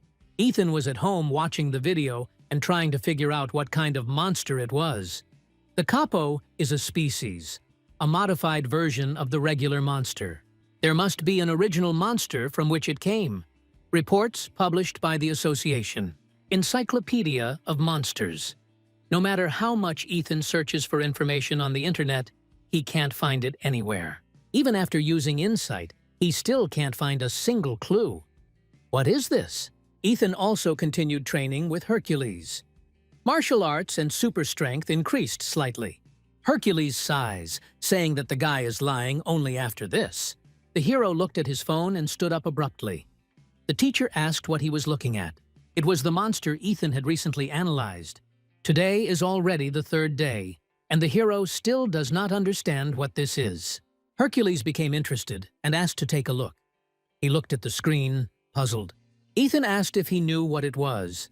Hercules replied that it looked like Fenrir, a mythical beast that appears in Norse mythology. Other names include the demon wolf and the wolf of divine carnage. The reason Fenrir is called that is simple. The creature that actually brought about the end of the world, Ragnarok, there was Fenrir, with his upper jaw reaching the edges of the sky and his lower jaw touching the edges of the earth. Fenrir devours everything between them. In the end, Fenrir, who devoured the entire world, bites and kills Odin, a powerful god from Norse mythology. Ethan asks what Fenrir is doing here and how he got here.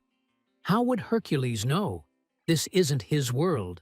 An unknown guy who gave the hero a smartphone containing GodTube and even Fenrir. In this situation, Hercules is probably the only one who doesn't know how to get here. The teacher said that he had already fought Fenrir once, but, of course, he had won. Then Ethan asked what would happen if he fought the beast. Hercules isn't sure. It won't take even a second, probably. The hero looks puzzled, until Ethan is torn to pieces. The teacher laughed, but now, with Hercules looking at him, he can't tell. From this, it can be seen that Fenrir has become very weak. His physique has also changed, becoming similar to a wolf cub. Still, the beast is the size of a small hill. But given the mythology of Fenrir, it is certain.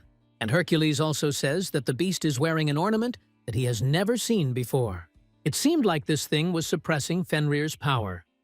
Ethan began to wonder what kind of handcuffs these were.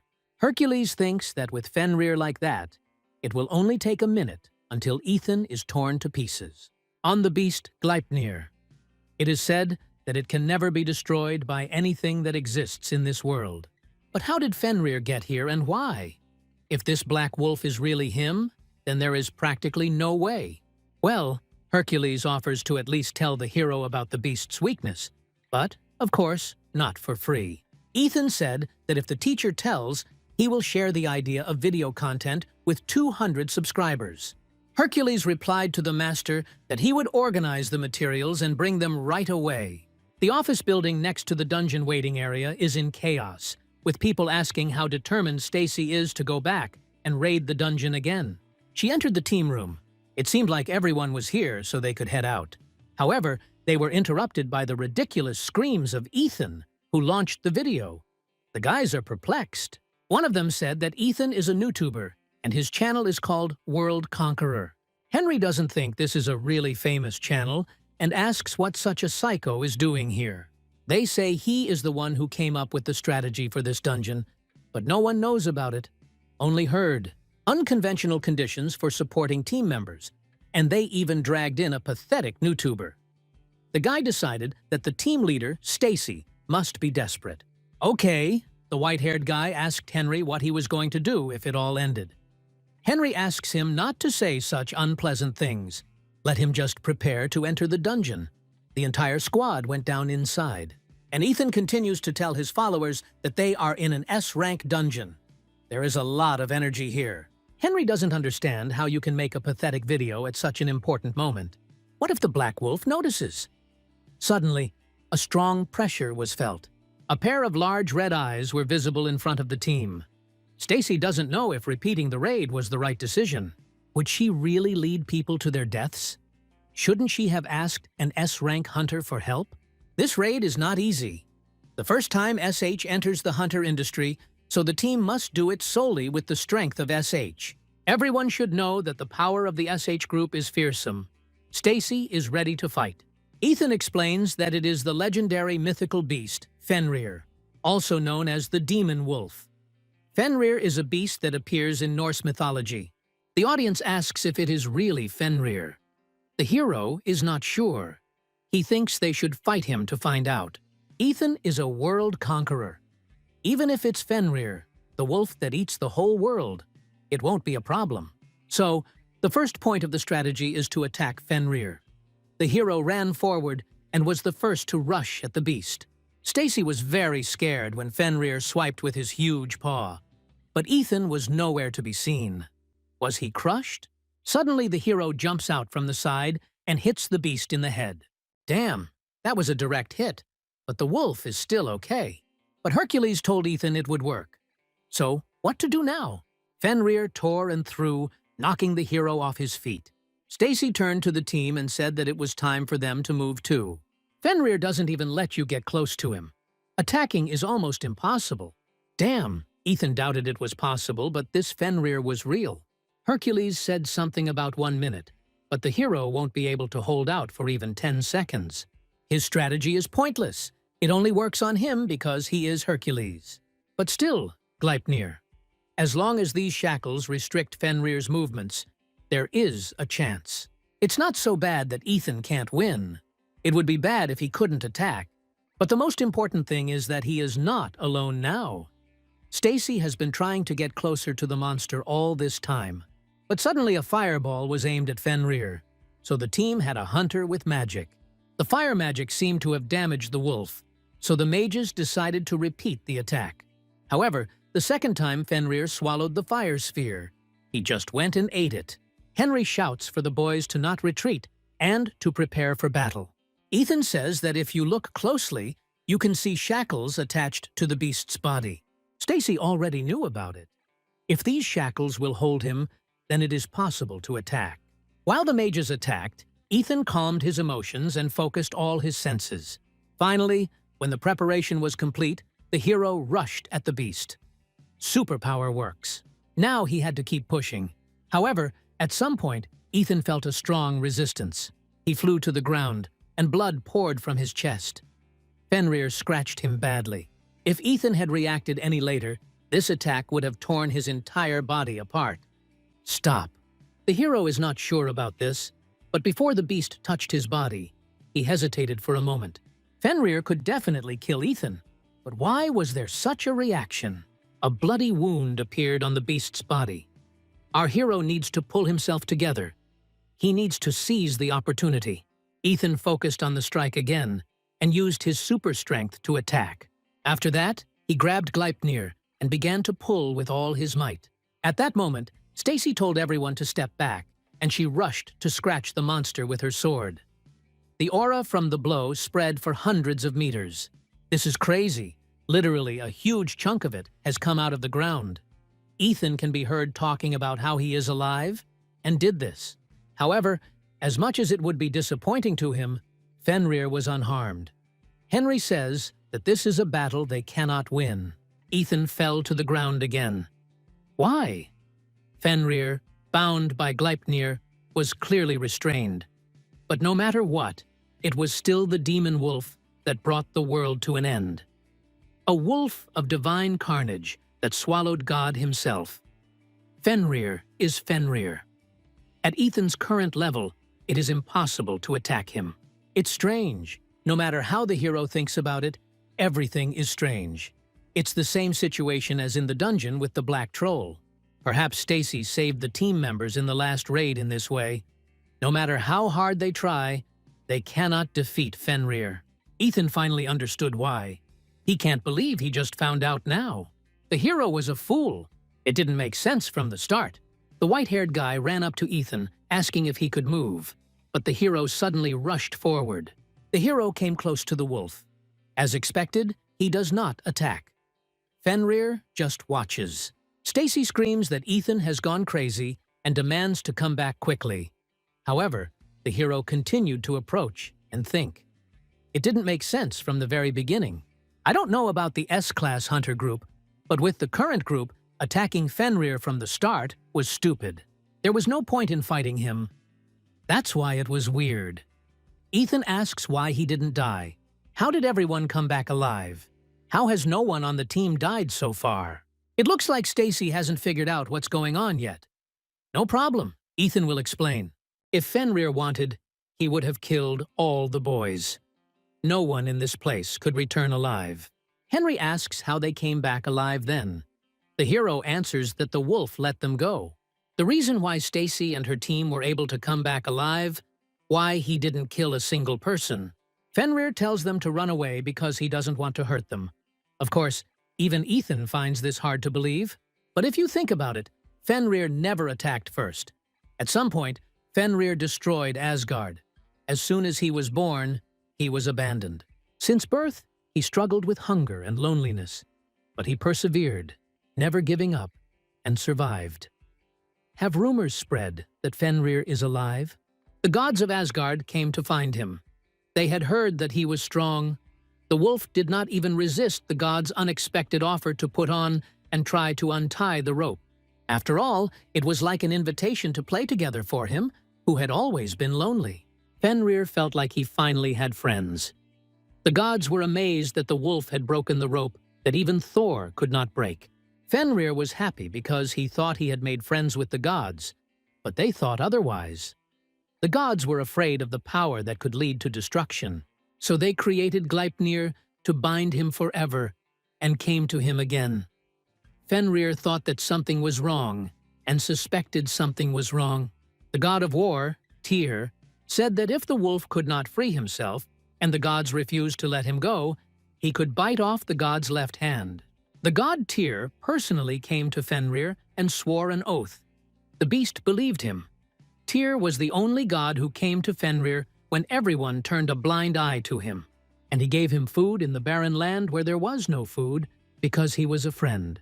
So Fenrir found himself bound by Gleipnir and could not free himself. As expected, the gods did not free him, and Tyr also turned a blind eye to him.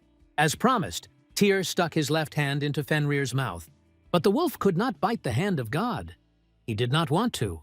However, the gods, fearing Fenrir's power, even stuck a sword into his mouth and made it so that he could not close his mouth. Fenrir was to remain chained until Ragnarok came, still as alone as before, in endless pain. After Ragnarok, his madness took over the wolf, and in the end, Fenrir swallowed the entire world and tore the gods apart. And yet, he won't be able to kill Tyr. And although the beast's mind was consumed by the madness of the destruction of the gods and the whole world, he did not forget Tyr, the only friend who returned to his abandoned self, the friend who gave food to his starving being. As always, Fenrir considered Tyr a friend. Perhaps it was naive and foolish of him. Fenrir in mythology was definitely not a wolf worthy of being called a wild, demonic animal. So Ethan says that Fenrir doesn't want to harm them. However, no one on the team wants to believe it. It's not surprising. Still, Stacy says they have to get rid of the beast. If they neglect the S-rank dungeon and a breakthrough occurs, there will be no turning back. Even if the dungeon is not destroyed, Fenrir will come out during the breakthrough. There is no guarantee that it will not harm people. Stacy says they will retreat and report this to the association, and also get help from S-rank hunters. The girl decided to give up on clearing this dungeon. And Stacy is right. To prevent the possibility of disaster, they must kill Fenrir. Ethan doesn't know why the beast is here. Could it be that he was abandoned again? In mythology, the end of the entire world, called Ragnarok, was cut off by Gleipnir. Fenrir was able to escape, but for some unknown reason, he is again bound to Gleipnir. Perhaps Fenrir was thrown here again? This dungeon was used as a barrier to trap the beast, so that he could not escape to another place. As in the myth, Fenrir was abandoned as soon as he was born, so that he could die here a lonely death. This also explains why the dungeon rank was measured as S rank. Only the mana of the dungeon in which the beast was imprisoned was measured, and not the mana of Fenrir himself. The power to trap a weakened Fenrir was measured as S rank. Stacy suggests going back, but Ethan is hesitant. There's nothing he can do. There's nothing he can do for Fenrir with his powers. If they leave like this, it will be all over. Fenrir has no intention of harming humans. Even if he had already committed suicide when the team returned, he would not pursue them now. Because it's stupid, just like in the myth. It'll all end as soon as the guys leave the dungeon. Even if it's Fenrir, it won't be able to stand up to a group of S-rank hunters. All they have to do is gather the S-rank hunters and clear this dungeon. If Fenrir is weakened and tied up like he is now, he will definitely be attacked. That will be enough for them. The beast can't put people in danger, right? Fenrir just needs to be gotten rid of. Even if the guys leave like this, there won't be any problems. All Ethan has to do is live his life as usual. Go back to his everyday life. Make gear and make videos on YouTube, make money, study GodTube to cure Chloe. That's it. That's all Ethan can do. But why can't he take these steps? Abruptly, the hero returned to Fenrir. Abandoned wolf. The beast never harmed anyone. He did not dare to harm anyone even when he could suffer himself. But in the end, it is a monster in the dungeon and a demonic monster that threatens people. So the guys have to get rid of it. You can't leave him alive. Unfortunately, there is no other way. GodTube legends never give up. Under no circumstances. They never lost even battles that were unwinnable. They never gave up, even if the fight never ended. Because they overcame the impossible and eventually became heroes. If there is no way out, they will create one. Ethan said he would destroy this dungeon. Stacy screams at him in panic. The problem is ultimately this dungeon. It's the barrier that holds Fenrir, the dungeon that can be destroyed. What if we destroy the dungeon itself? Stacy screams that it's impossible. To destroy the dungeon means to destroy the space, and only God is capable of this. It's still dangerous to summon that level of power. But Ethan can't stop. The river does not drink its own water. The trees do not eat their own fruit. The sun does not shine for itself, and the flowers do not smell fragrant on their own. Gentlemen don't think only of themselves. Ethan really does sound like a scientist. He can only laugh because no one will admit it, and the hero won't even be able to make money from it. But still, if you don't get angry even when others don't acknowledge you, aren't you a gentleman? A gentleman doesn't get angry even when the world doesn't acknowledge him. Ethan doesn't know how gentlemen are, But in today's world, it's enough not to be called an idiot. But for some unknown reason, Ethan just wants to be a decent person. Not those who are good in themselves, but those who treat the people around them well. Ethan doesn't know, but the thought came to him suddenly. After watching Confucius's video, after looking at the wounded Fenrir, such a thought came to his mind. Therefore, Ethan prepared the divine martial arts of Hercules. The teacher said that they are not only used for fighting, and space is the most important law by which the world is structured. The first technique is the dragon's outgoing strike. The aura spread for kilometers. It was as if a glass sphere, a barrier, had shattered in front of Stacy. She immediately ran to Ethan, who was lying on the ground. Our hero is still alive. And then Fenrir came, whose chains were finally broken. Stacy knew Ethan wasn't a normal traitless awakened when he fought the troll. But what is this terrifying force that destroyed an entire dungeon? Still, it's not time to be surprised. Before the dungeon collapsed completely, they had to get out of here. Stacy took Ethan's arm, and they walked towards the exit. After some time, the hero woke up. He believes that he is in the VIP ward of the SH Group Hospital, and Stacy was there the whole time. She immediately jumped up and asked if Ethan was okay. The hero asked why she was there. The girl raised her hand with the IV and replied that he could see that she was also a patient. Stacy asked if he was uncomfortable. Of course, would she be comfortable in his place? Who doesn't like being with a beautiful woman? No, no, as Confucius said. Men and women don't sleep together after age 7. Men and women can't be in the same space after age 7, so why? Wait, what the hell is Ethan talking about? Stacy suggested that Ethan ask what happened. Before the dungeon collapsed, she pulled him out after he lost consciousness. And after various procedures, Ethan woke up. The hero asked if he was right. He was taken aback when he saw Stacy's face. Doesn't she like it when you get to the point? As Ethan said, the dungeon was destroyed. As a result, it was considered cleared. This is good news. By the way, the hero asked what happened to Fenrir. Stacy isn't too sure, but if he's talking about that wolf monster, she saw the beast leave somewhere at the end.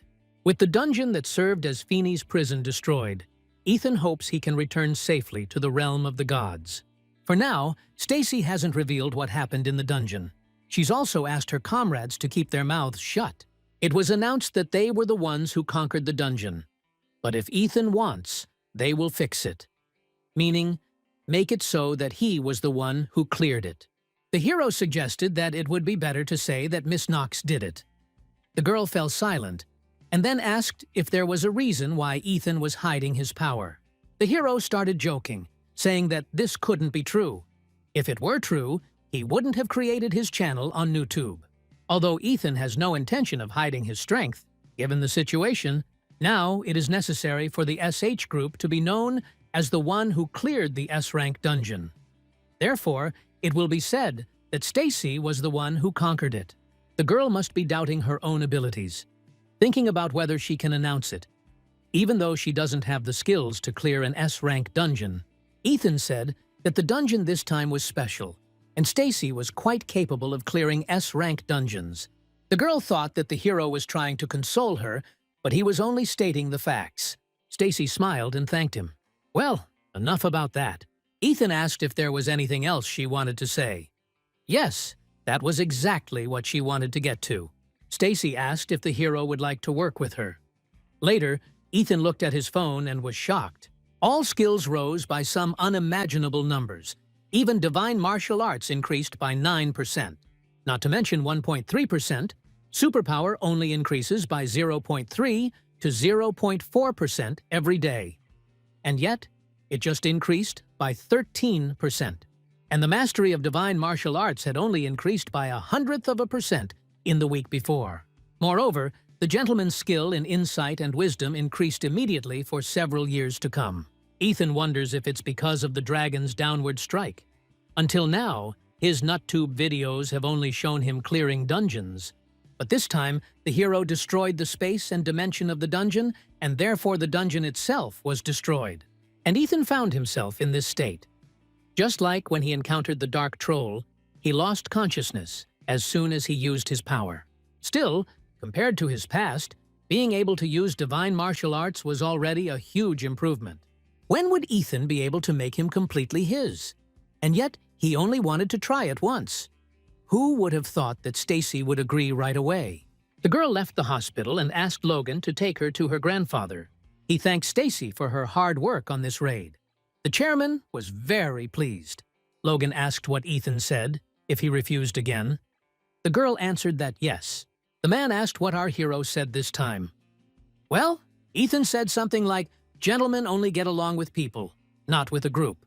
On the other hand, insignificant people form gangs but do not get along with each other. That's why instead of being colleagues or teammates, the hero said that he likes to work together sometimes." Based on this, he asked if Stacy wanted to learn fencing. So, he was going to be the one teaching her now? Logan admits that Ethan has exceptional abilities, but isn't he an awakened D-class? Stacy told him she wanted to try learning. Then the driver asked why they were going to the chairman now. The girl thinks she needs to pay for her education. Meanwhile, Ethan is still in the hospital.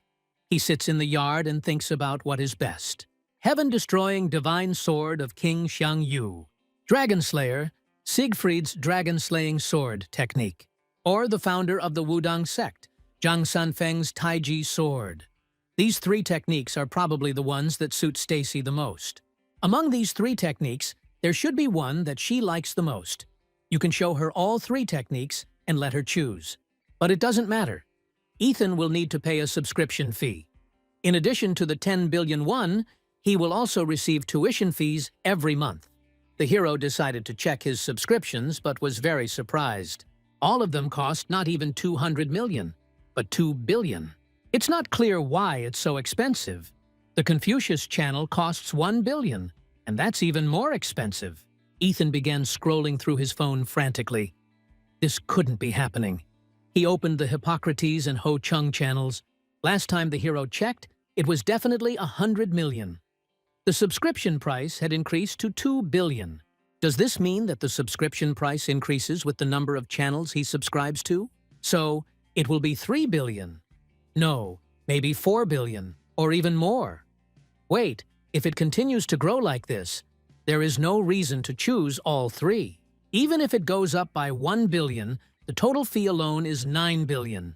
Ethan can sign up once and cancel it. But can he do it after registration? Now what? Will he have to pay 9 billion every month?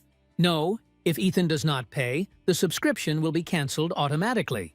Even if he only chooses one sword technique to teach Stacy, the subscription to the next channel Ethan chooses will also increase, because the channels he subscribes to add up. No matter how much money Ethan makes, there's no end in sight.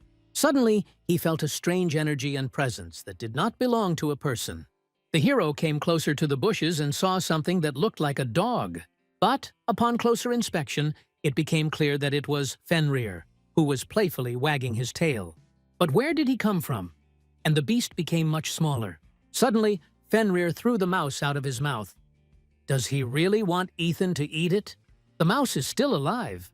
But as soon as the hero stretched out his hand, Fenrir immediately ran away. What's going on? The hero told Hercules everything, and he angrily asks why.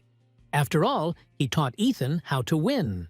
The hero asks specifically because he doesn't know. Hercules said that Fenrir's weak point is his sides, and that he wouldn't be able to use his full power if you grabbed him by the tail. But none of this advice worked. Hercules replied that it was because Ethan was too weak. He should have said so from the start. No, he could have at least warned him.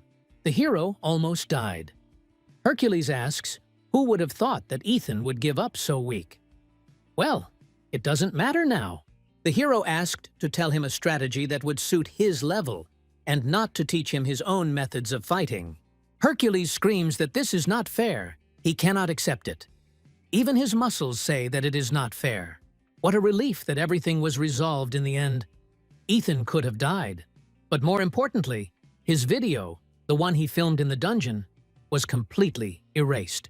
The video featured not only Fenrir, but also Stacy, and it certainly had at least 1 million views. It could have brought so much benefit to the hero. But now it is gone. At the door of the chamber, Ethan saw Fenrir again. but he was sad. Hercules continued to grieve, and when he looked at the door, the beast immediately ran away. Since they had fought before, Fenrir should remember him. Coming closer, Ethan saw that the beast had brought a dove, not this time. The hero touched the animal, and the bird immediately stood up. That is, it was alive. She waved her head and flew away. Hercules asks where Fenrir came from and what kind of dove it is. Ethan doesn't know. Maybe Fenrir brought him a pigeon to eat. Hercules is very surprised. He is not even a cat. The hero himself does not know. In any case, if Fenrir brings Ethan, doesn't that mean that these animals are his prey? The hero thinks he is an animal who wants to hurt other animals. In that case, why is he bringing it to Ethan? Is he asking them to kill him? Hercules was very surprised and asked where Fenrir came from. Ethan told him everything that happened in the dungeon. It's so strange that Fenrir appeared in the hero's dimension. It's unclear how he can exist like this. Ethan was curious too, but wasn't Hercules the only one who didn't know how to get here? Hercules replies that this is nonsense and their dimensions cannot overlap. Ethan then asks where Fenrir came from, so it's true that Hercules is the only one who doesn't know this. He asks Ethan to trust him. It's all so unfair. Shows how his muscles say it's not fair. Yes, of course they do. In any case, Ethan managed to survive after using the dragon's outgoing strike. Hercules asks how the boy managed to use it.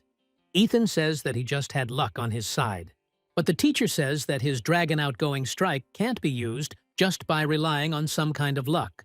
By the way, Ethan asked why Hercules doesn't teach him the next technique. It's not that hard, but the hero seems to have to give something in return. Got it? He'll let the teacher know the content of the next video. Pandemonium's top leader, Cole Hawkins, was informed that a new order had come in. Ethan Carter, a D-class hunter. Cole told the girls to leave and then asked if the guy was making fun of him. Does their Pandemonium seem funny? However, the guy claims that Ethan is an unusual D-class hunter. Cole replies that D-class is D-class even in Africa. He must have heard that Stacy from SH Group cleared S-rank dungeon. Of course Cole knows. It's all anyone talks about on the internet. The subordinate says Ethan has something to do with it too. Cole is surprised. The guy is some kind of trash D-class. The subordinate doesn't know the details, but Ethan seemed to be helping Stacy. The manager asked what the order was. The guy needed Cole to confirm it. It didn't matter how he did it. More importantly, it's a VIP order. Cole apologized, but he can't fulfill it. Cassie Wang made her move. The human butcher from the inspection bureau finally moved. Cole doesn't know what she found there, but she causes the group a lot of problems. If Cole gets caught by this bitch, even he won't escape unscathed. Moreover, a new branch manager was recently appointed in Korea, and Cole does not want to create unnecessary problems for them right away. The subordinate is in complete shock. Let Cole just not say that the leader is at the level of the scar. The key figures, called Pandemonium leaders, are divided into 5 levels: tear, fracture, crack, scar, bruise. The leader of Pandemonium, whose identity is unknown, is said to have killed one of the 13 heroes. The Red Shadow. A scar-level leader would be someone who could survive working with the Red Shadow and walk away with nothing but scars. There is now such a manager working in Korea, but Cole asks not to tell anyone about it. The guy said they would help the group with the inspection bureau. They will also help Pandemonium gain a foothold in Korea. In other words, they will help the new branch manager establish himself in this position. Here's the deal. This is Cole's chance to win him over. So it wasn't just a VIP order, it was a super VIP. Cole asks what the conditions are. Just don't kill Ethan. Cole asked again. In other words, he's allowed to cut off his limbs? If you work with a sick person, the progress of skills, of course, slows down significantly, but at least the indicators increase. Suddenly, Fenrir came running again and brought a rabbit. It is not clear where he got it. Where can I get a video in the city? Several days had passed since then. Ethan thought that perhaps the beast would calm down soon. However, the gifts grew bigger and bigger. The next day, Fenrir brought a deer, and a day later, a whole eagle. How does he even catch them? What will happen next time? Will it bring a bear? And yes, the next morning, Ethan saw a huge bear under the door of his room, and Fenrir's eyes speak with hope that the hero will like it. It seems that Ethan needs to take special measures. A week later, he was already back home. His sister asked if Ethan was feeling well. The hero replied that he was fine, and that it wasn't that serious a wound. If Stacy hadn't taken him to the hospital when he fainted, the hero might have died altogether. More importantly, how was Chloe feeling, and whether she was taking her medication regularly? She couldn't have missed it just because Ethan wasn't around. My sister told me she doesn't do that anymore, and she took herbal remedies without fail. Chloe just thinks about them, and her stomach starts to hurt. It seems she is still having a hard time. The hero will need to increase his level of divine healing techniques. By the way, Ethan wanted to ask Chloe if she liked puppies. His sister was delighted to see a puppy on the doorstep. She immediately went to hug him, saying how cute he was.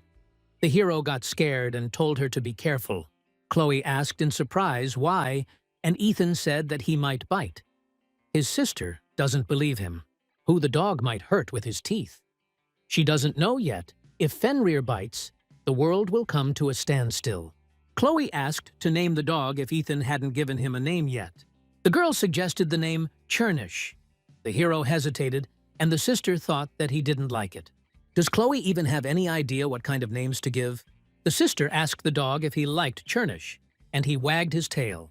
Ethan is completely confused. It seems that Fenrir has already learned the techniques of survival in the human world. Then they decided to call the dog Churnish. Well, probably, since Fenrir is so happy, Chloe gave him a good name. In the gym of the SH Hunters Guild headquarters, Ethan met with Stacy. First, they will sign a contract, as she promised. After deducting the deposit, it comes to 9 billion. They immediately arrive to the hero's account. The balance is a whopping 10.6 billion won. Everything is boiling inside. A family of 4 can live for 277 years on this money. Stacy also wants to discuss the cost of that lecture Ethan mentioned last time after she saw his swordsmanship. Yes, the hero will show it live and they will make a decision. In fact, he was not sure how much he should ask for it, and he does not even know how much Stacy wants to pay. So it would be better if she decided everything on her own. Then Ethan asked for one training sword. There are only 3 sword techniques he will demonstrate now. He chose the ones that will suit Stacy, but it's quite difficult for him to choose one.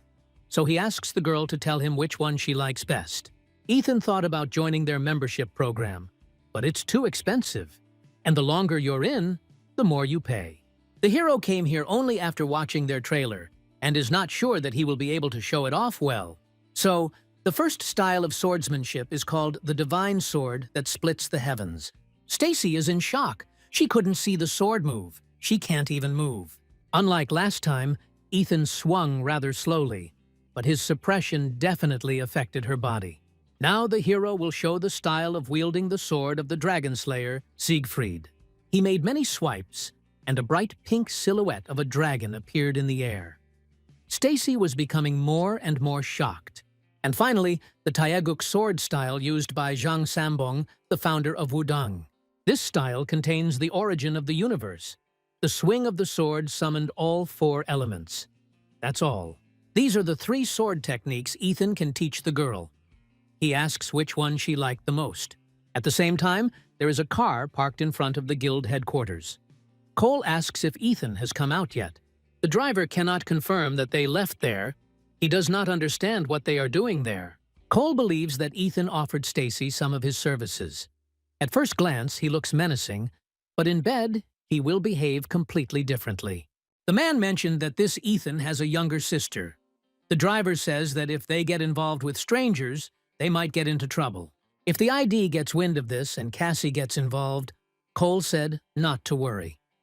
The people behind the council will figure it out themselves just fine, if they just show a little attention to this guy's little sister a couple of times. Instead of wasting the group's time, Ethan himself crawled to them on his knees after he noticed. Cole ordered to quickly catch her, Ethan Carter's younger sister. Stacy stands in a stupor, and the hero tries to bring her to her senses and still find out which technique she liked the most. The girl hesitated. Then Ethan held out the sword, and told her to try it herself since she couldn't choose. Stacy's movements were no different from his, but something was missing.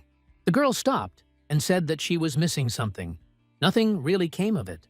Then Ethan smiled and suggested trying other techniques. He simply had to get his allowance. Later, Hercules said that, of course, Stacy couldn't keep up with the hero since she was an ordinary person. But Ethan could, and he also uses it to learn martial arts. Hercules says that a hero can use their power, that's all. Ethan asks what the difference is. Well, when he first asked Hercules to teach him martial arts, he had a reason for refusing. First, it was laziness, but that's not the point. Second, Ethan can only learn if he understands how to use superpowers. Hercules said that at that moment, the hero's mental state was the worst possible. But no, that's not it either. Just as Ethan learns the basics of his martial arts, he must also learn the rest of the gods' martial arts. And Stacy doesn't know the basics, so she can't repeat them. Although, the fact that she kept up with Ethan's movements is also a kind of feat. Hercules thinks that the hero is an exception, because he was able to use someone else's knowledge without registering with their membership program. Ethan said he had no traits, but he woke up. Probably. But not having traits is a trait in itself. Last time, Hercules said a hero can't gain the power of the gods just by subscribing to their channels. To be precise, a new existence cannot be overwritten on an existing one. Traits are the uniqueness of existence. However, Ethan can be drawn on as a blank slate, as there is no uniqueness to his existence, meaning he can easily study the traits of other gods. Hercules thinks that this can only be explained this way. The hero assumed that no one except him could know about the capabilities of GodTube. Doesn't that mean he can't teach Stacy? Hey, for now, with a monthly allowance of 10 billion. But Hercules said that maybe if Ethan taught her what he had come up with, it wouldn't matter so much. That same night, a man knocked on the hero's door.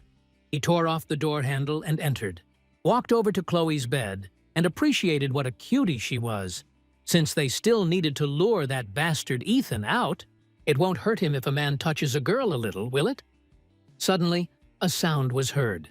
But the man certainly didn't notice any presence. Is there really someone else in this house? And then he noticed a dog, namely our little dog Fenrir Blackie. Ethan asked Hercules again.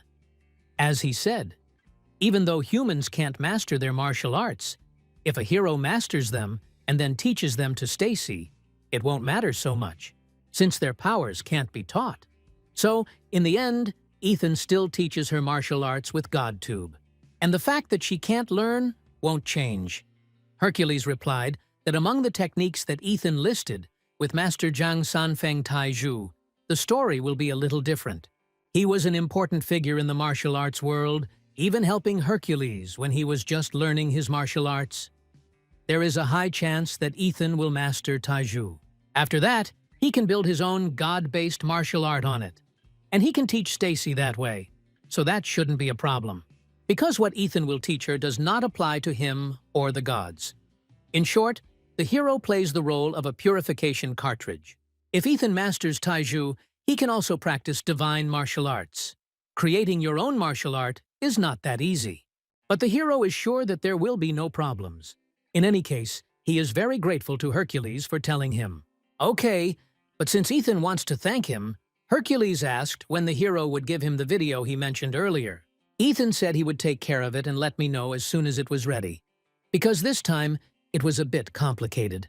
Now it will be difficult for the hero to create his own martial art or practice divine martial arts. So how will he teach Stacy a martial art based on Taizhu? When Ethan returned home, he saw the front door handle torn off. He panicked and ran into the apartment. What a relief that Chloe is still sleeping peacefully. On the floor, the hero saw a scratched, unconscious man. And next to him was a joyful Fenrir. Ethan praised the dog for protecting Chloe. The hero has never seen this man before. Judging by his energy, he is definitely an awakened person, not an ordinary person. Even though Ethan doesn't know how he got into their house, he's sure he has bad intentions. The hero thanked Chernish again and asked him to look after the house for a bit. Later, the criminal woke up beaten and tied up somewhere in the basement. He was very surprised to see Ethan in front of him. The hero did not expect that the man knew him. He will ask the criminal a couple of questions. He just needs to answer them correctly.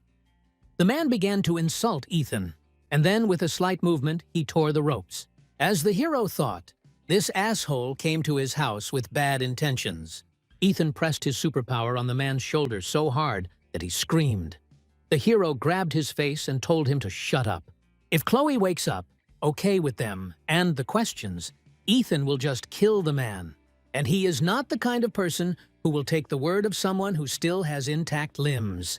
Ethan brought the man's body to the building he had blabbed about. The hero turned to the criminals and asked where Cole Hawkins was. The guys pretended they didn't know anything and said it was some kind of nonsense. One of them approached Ethan and advised him to cool down and go home before something happened to him. They asked if he even knew who Cole was. They advised him to get lost if he valued his life. But Ethan, already with his super pressure, asked where Cole was. The guy got angry and wanted to hit him, but the hero pinned him down and repeated his question. The guy doesn't understand why some stranger is so strong, and then Ethan throws him back. The other bandits immediately rush to attack the hero in response. They say that he seems to be very confident in his skills, but he is finished. Ethan kicked the ground with his foot, and then threw the resulting sharp rocks at the bandits. The hero grabbed one of them and asked again where Cole was. Meanwhile, at the Hunter Inspection Bureau, Casey was informed that Pandemonium had made its move. The commander asked if their location had been found out. Layla replied that no, but the traces of movements were clear enough to track, so they would find out soon. Cassie says to immediately gather all members of Squad 4 and request reinforcements from all possible guards. Demands to gather even those guards who can't move. Cassie needs to go too. But suddenly, the man stopped her, apologizing for disturbing her during the service. They had received an urgent task. It looks like Cassie is needed there. The girl apologized, but she doesn't think she can help them now. However, the man added that this was a special order from the chief. A C-class dungeon had appeared in Sandudong. The man thought Cassie should go there quickly. The girl asks if she really needs to go there and suggests sending another squad. The man heard Cassie ask for backup. He can refuse this request. Moreover, he does not think the chief will turn a blind eye to it. He tells her that he can't bear the consequences of Cassie's choice, so she must be prepared for that. To think that such a bastard would be the head of the Hunter Inspection Bureau Division. Cassie replied that she didn't care whether she got fired or not. Let them do what they wanted. Let's get back to Ethan. From the bandits, they are approximately awakened, judging by their unusual appearance. It won't be an easy fight, but these bastards are after Chloe. If the hero lets them get away with it, gives in, those bastards would get up to their old tricks and target her again. He had to destroy them.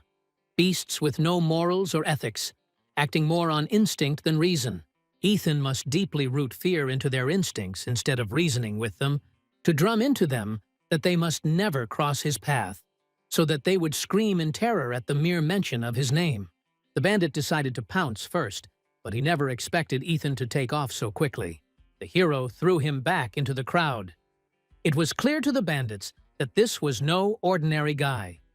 They decided not to rush in haste, but simply surround and attack. In a fight with several opponents, they attacked 3 at once, maximum 5. They know that attacking a large number of opponents will inevitably lead to confusion and chaos, so it is much less effective than fighting one-on-one. Dozens of people forming a huge formation, attacking in unison without getting confused, and perfectly exchanging tactical information with each other. Of course, it is too absurd to call it the art of construction, but they imitate it to some extent. The teacher told me that the key that I break the art of construction is simple: the door of life and the door of death. First, you need to learn to distinguish them. There are several types of construction arts, but they all necessarily follow one principle. At the end of both are 16 arrays of heavenly charge. In the center are 12 arrays of earthly charge. Even if Ethan tries to remember, he doesn't understand what the teacher is talking about, but he can see it vaguely. A small space between the running bastards. Insight tells the hero that this is a huge door of life. The human body has several vital points. Renmai, Yuanshui, Wang, where the Qi acupuncture center is located. The door of death is everywhere. Ethan sees no door of life anywhere. The bandits surrounded him and were happy to have caught the rat. No matter how experienced you are, fighting 100 people running at you at once is always very difficult. Hercules said that no one can stand against a group because fighting them immediately becomes difficult. Even if you have a bunch of small fry around you, sometimes you don't see a way out of the situation when you are surrounded. And what should we do then? Break through with force. Ethan drove the bandits away with the help of super strength. And so, when he takes them out, one by one, in the end, the strongest of them will appear. Cole came out of the building and asked what all the fuss was about. He asked who the bastard was. Hercules doesn't know why, but leaders always appear last. But he told Ethan that when he saw this bastard, he was to kill him. The hero pounced on Cole and threw him into the wall with great force. The leader's subordinates can't understand how he ended up knocked out with one blow. What nonsense. Cole spat out blood and stood up slowly. This guy in front of him, our hero, doesn't look particularly strong. But if the attack had really been a surprise, Cole would have really died. He asked what the hero wanted. Ethan asked the man if he had ordered Chloe's kidnapping. Cole now realized that it was Ethan standing in front of him. The hero once again asked if the man had ordered Chloe's kidnapping. Cole looks at him and realizes that this is the face he saw on the website. But he said he had a D rank. However, you can't trust anyone here. Ethan asks one last time if Cole ordered his sister's kidnapping. The man asked with a creepy grin, "What if, yes?" He knows that Ethan's level is higher than stated. But that's all. As soon as the hero heard this, he swung his fist at Cole. However, the man grabbed his hand and said that Ethan was fast. Cole strained every sense he had, but still almost missed the blow. Ethan may not be so bad, but that's all.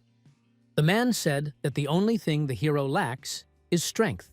From what Cole sees in the video, he can assume that Ethan's power is tied to will. And this means that the stronger he is, the weaker the guy is. The leader of the Pandemonium squad entered a state of physical enhancement and became several times larger. Even though Cole attacked, Ethan still managed to hit him in the stomach. No one with D rank is capable of this. The man came up and said that the hero had already done enough, and it was time to open his eyes. Cole welcomed Ethan to Pandemonium. The subordinates tried to say something to their leader, but he just shut them up and ignored them. Ethan had so much power. What was the point of living a normal, boring life? Cole said they were special. There was a difference between them and ordinary people, who were no better than scum. That was only fair, wasn't it? Why should they live by the rules that these insects created? Let them live by the laws that they created for their own safety. But not super beings like Pandemonium. What's the point of sacrificing yourself for the weak? Cole asks if the weak shouldn't sacrifice themselves to them because they are superhuman. And the strong man must oppress the weak. The strong can do everything. Pandemonium will create a world where strength determines power and justice, where there are no rules and laws. If you want something, take it. You can get drunk, you can rob. Ethan asks what Cole is talking about. He wasn't really listening. It seemed like the man needed to talk, so the hero kept quiet. Ethan asked if he was done talking nonsense. Cole thought it was because of his sister, but giving in to such feelings was stupid. Ethan asked thoughtfully why it was stupid.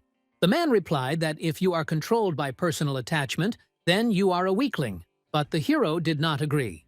That means Ethan is a human being and not an animal like Cole. The man chuckled. She admires our hero's abilities, so she gave him a chance. But if he is ready to sacrifice his life, Cole says, just don't regret it later. The chain on his neck broke, and he was completely confident in his superiority. However, after he hit, he realized that he was thrown back, and it is not clear what it was, and even more importantly, at what moment. Ethan dodged twice, and then at an unexpected moment, he punched Cole right in the stomach.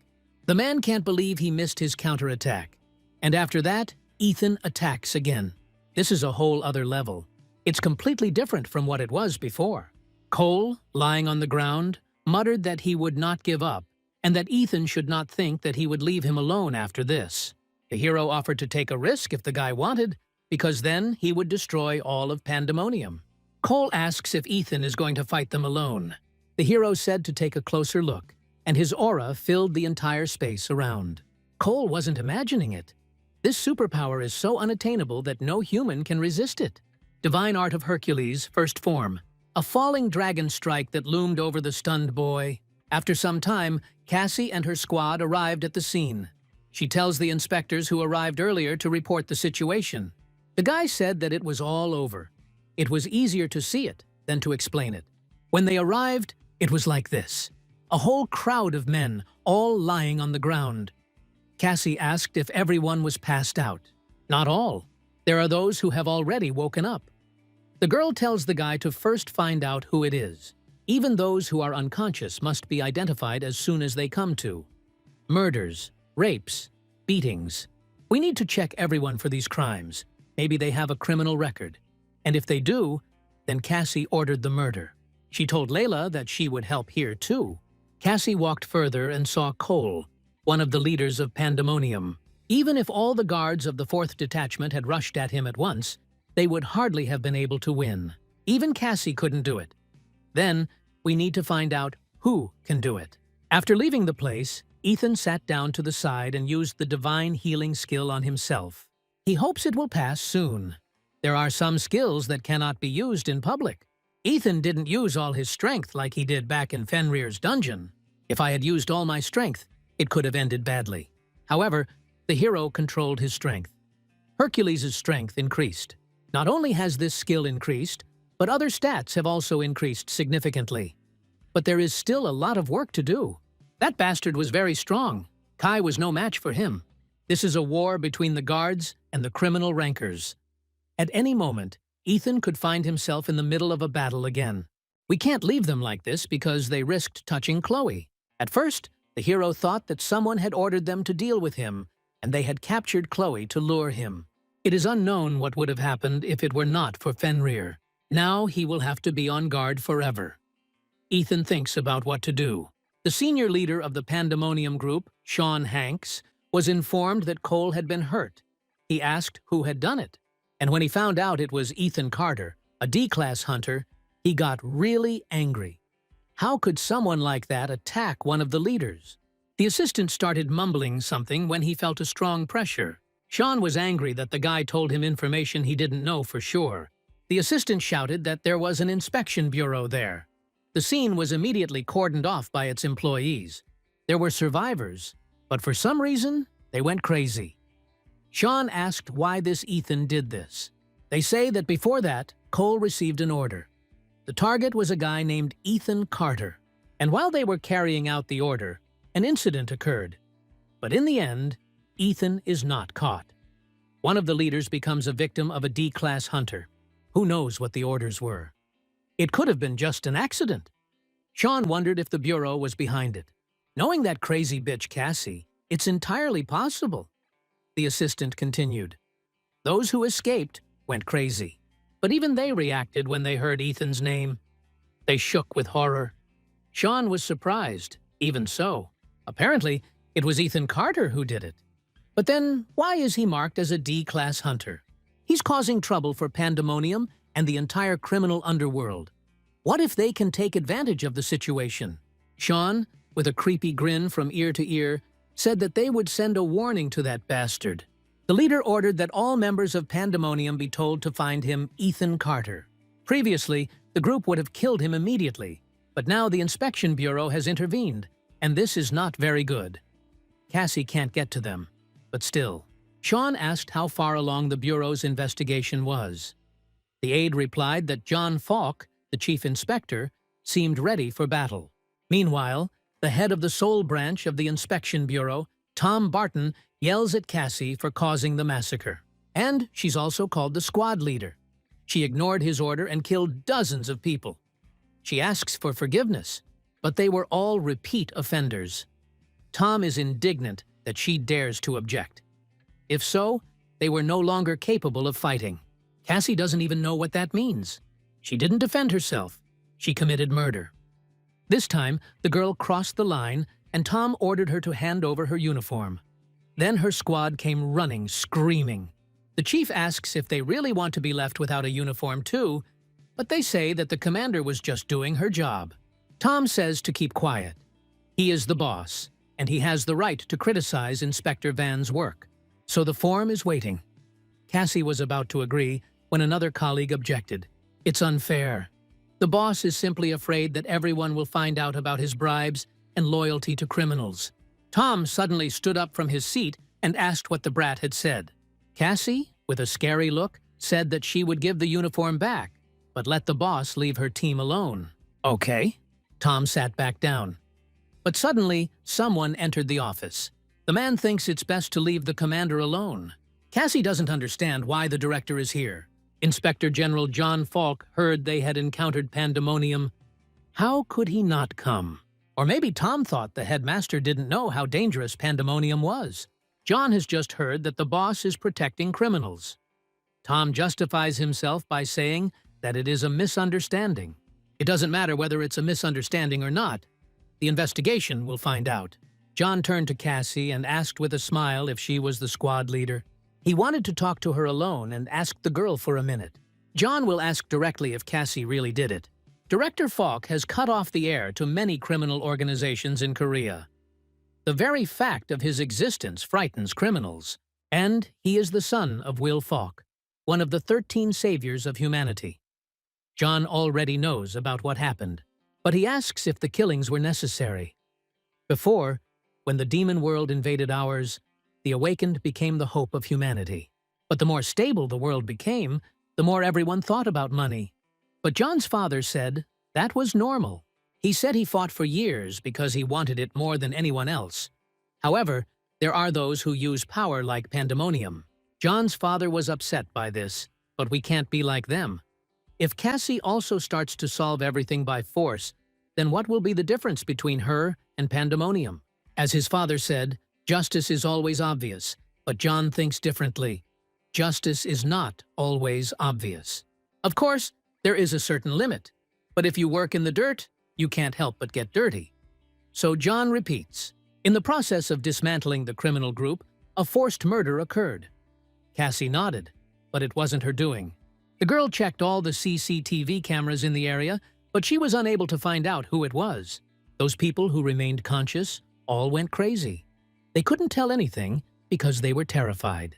But some repeated about one hunter. John thought they were talking about some S-class hunter, but Cassie surprised him greatly when she answered that she was talking about a D-class hunter. As a reward, Ethan bought Chernish a whole mountain of tasty meat. And just before morning, Chloe woke up. She was surprised that he was up so early. The hero is sure she suspected something when she woke up. Well, at least he managed to fix the door handle. Divine metallurgy can be used for repairs. Although there are no restrictions here, thank God. In any case, you need to be prepared. Something unexpected can happen at any moment. Suddenly, Ethan thought about just building a new house. If you build a new house with divine metallurgy, it will be protected from any attacks. And Chloe will be safe. The only question is where exactly to build the house. The sister still needs treatment, so they cannot leave Seoul. But Ethan has over 10 billion. Maybe buy the house they're in now? The hero told Chloe that he would go out for a while. A man was already waiting for him on the street. He wants to ask Ethan something. The hero tries to figure out who it is. He seemed to have seen this man on the news. And then he realized it was John Falk. Ethan was stunned. What was the bureau director doing here? Was he really here because of what happened yesterday? The bureau wouldn't have ignored it. The hero should have seen it coming. But the criminals got to his sister, and Ethan lost control of himself. And yet, John came in person. And so quickly, too. No, this is just an assumption. Nothing is known yet. No need to rush to conclusions. The hero confirmed that he was Ethan Carter. John asked if he had done any crime in the criminal world yesterday. He did this to people, and now he lives as if nothing happened. Damn, the director already knows everything. John is much stronger than Cole. Ethan can't win. The killer thought is to run. But Chloe is here. What will happen to her if her brother escapes? No, the hero cannot retreat. But suddenly, John put his hand on Ethan's shoulder and offered to become a guard. The hero froze in place. This was the last thing he could think about. What is the average salary of the guards? They are civil servants. But those who have served for a long time say their annual salary can reach $1 billion. I can't believe it. Although, if you think about it, Ethan wouldn't refuse such a salary. But why did John suddenly offer it? Why did he leave before the hero answered? Didn't he really hope for consent? Then why did he come? Or maybe he came because of yesterday, for the investigation. Although, this is Ethan's business. The hero came to the mistress of the house. She was surprised that he came himself. He said that he wanted to talk about the house in which he now lives. He asked the woman if she wanted to sell it. She asked again, surprised, why he was asking. She said not to worry. As long as Ethan lives there, he won't sell it. And housing prices are such now that it's not profitable to sell. Interest rates have gone up, realtor fees have gone up. Basically, a woman won't sell her house until she has kids. But that's not what Ethan meant. It's just that if a woman is thinking about selling, he'd like to buy. She asked how he could afford it. As the owner knows, Ethan is one of the awakened. He has money and would like to buy her house. The woman is happy, but she doesn't know. The guy himself knows that the house is very old, and it's not easy to live in it. Ethan replied that he had become very attached to him. Well, if he wants it that way, the woman will give it to him for $150 million. Ethan was surprised by such a small amount. The woman just knows he's having a hard time, that's all, and even if she put it up for sale, she wouldn't get more. The landlady says to just accept it, but no. If it weren't for her, he and Chloe would probably die on the street. So Ethan will buy a house for $1 billion. Building the house turned out to be more difficult than he thought. So many papers, registration, building permits, and all that. To get permission, you will have to spend several months. You will have to go and get documents. He can't even upload videos to YouTube, and in the comments, people are already asking why there are no updates. And Ethan still needs to prepare for his fencing lesson with Stacy. The hero subscribed to Jang Sambong's channel for $2 billion a month. If you subtract the cost of the house, you are left with $6.5 billion. Channel subscriptions alone cost $3.1 billion a month. They also told me to buy Tae Gook. Ethan is crying for his money. It's clear he should go and ask himself. Later, Ethan came to the SH headquarters living room and met Stacy. It seems that she is getting prettier every day. The girl asked how much the training would cost. Ethan said that 2 lessons a week, the training itself will cost $10 billion a month. He asked if it was okay. Stacy said it was fine. Ethan was shocked that she agreed so quickly. Is $10 billion really such a small thing for the SH group? Maybe they should have shut their conscience and asked for more? That was about the amount Stacy had been counting on. Grandpa wouldn't let her spend more. Moreover, this is not a one-time purchase, but a fee that will need to be paid every month. Then they came to an agreement. Yes, $120 billion a year is a big sum even for SH. By the way, Ethan wanted to ask about something. He's going to build a new house. It turned out that this was administratively much more difficult than he thought. Stacy asked if the hero planned to build a new house on his own. Ethan nodded. The girl replied that she would find out everything. It was amazing. She understood everything too quickly. In the forge, Ethan created a weapon. But what kind of weapon is this that can only be used once? The material is just terrible.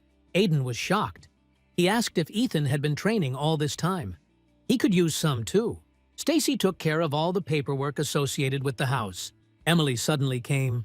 She was just passing by and remembered about Aiden, so she came in. She was glad to see Ethan. How old? How old? She asked what was new. The hero answered sheepishly that there were a lot of things, and Emily asked him to tell her more about them. Well, if you remember the fight with Fenrir, and then the elimination of the Pandemonium criminals.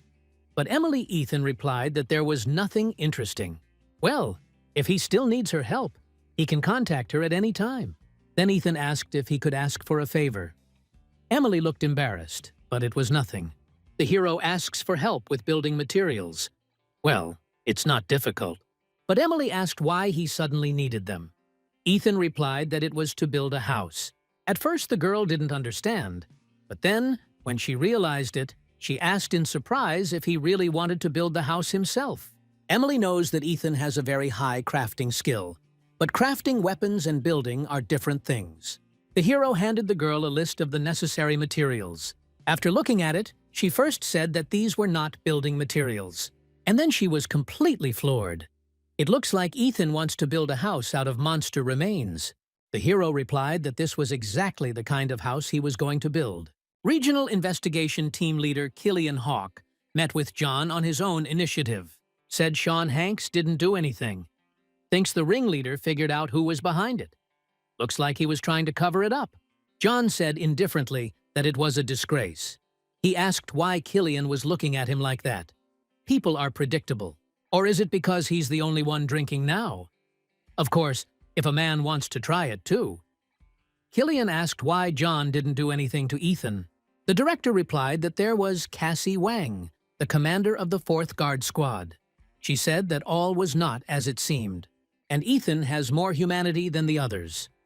John asked how long Hope's supervisor had been with the Bureau. Almost 7 years old, he is also an old man.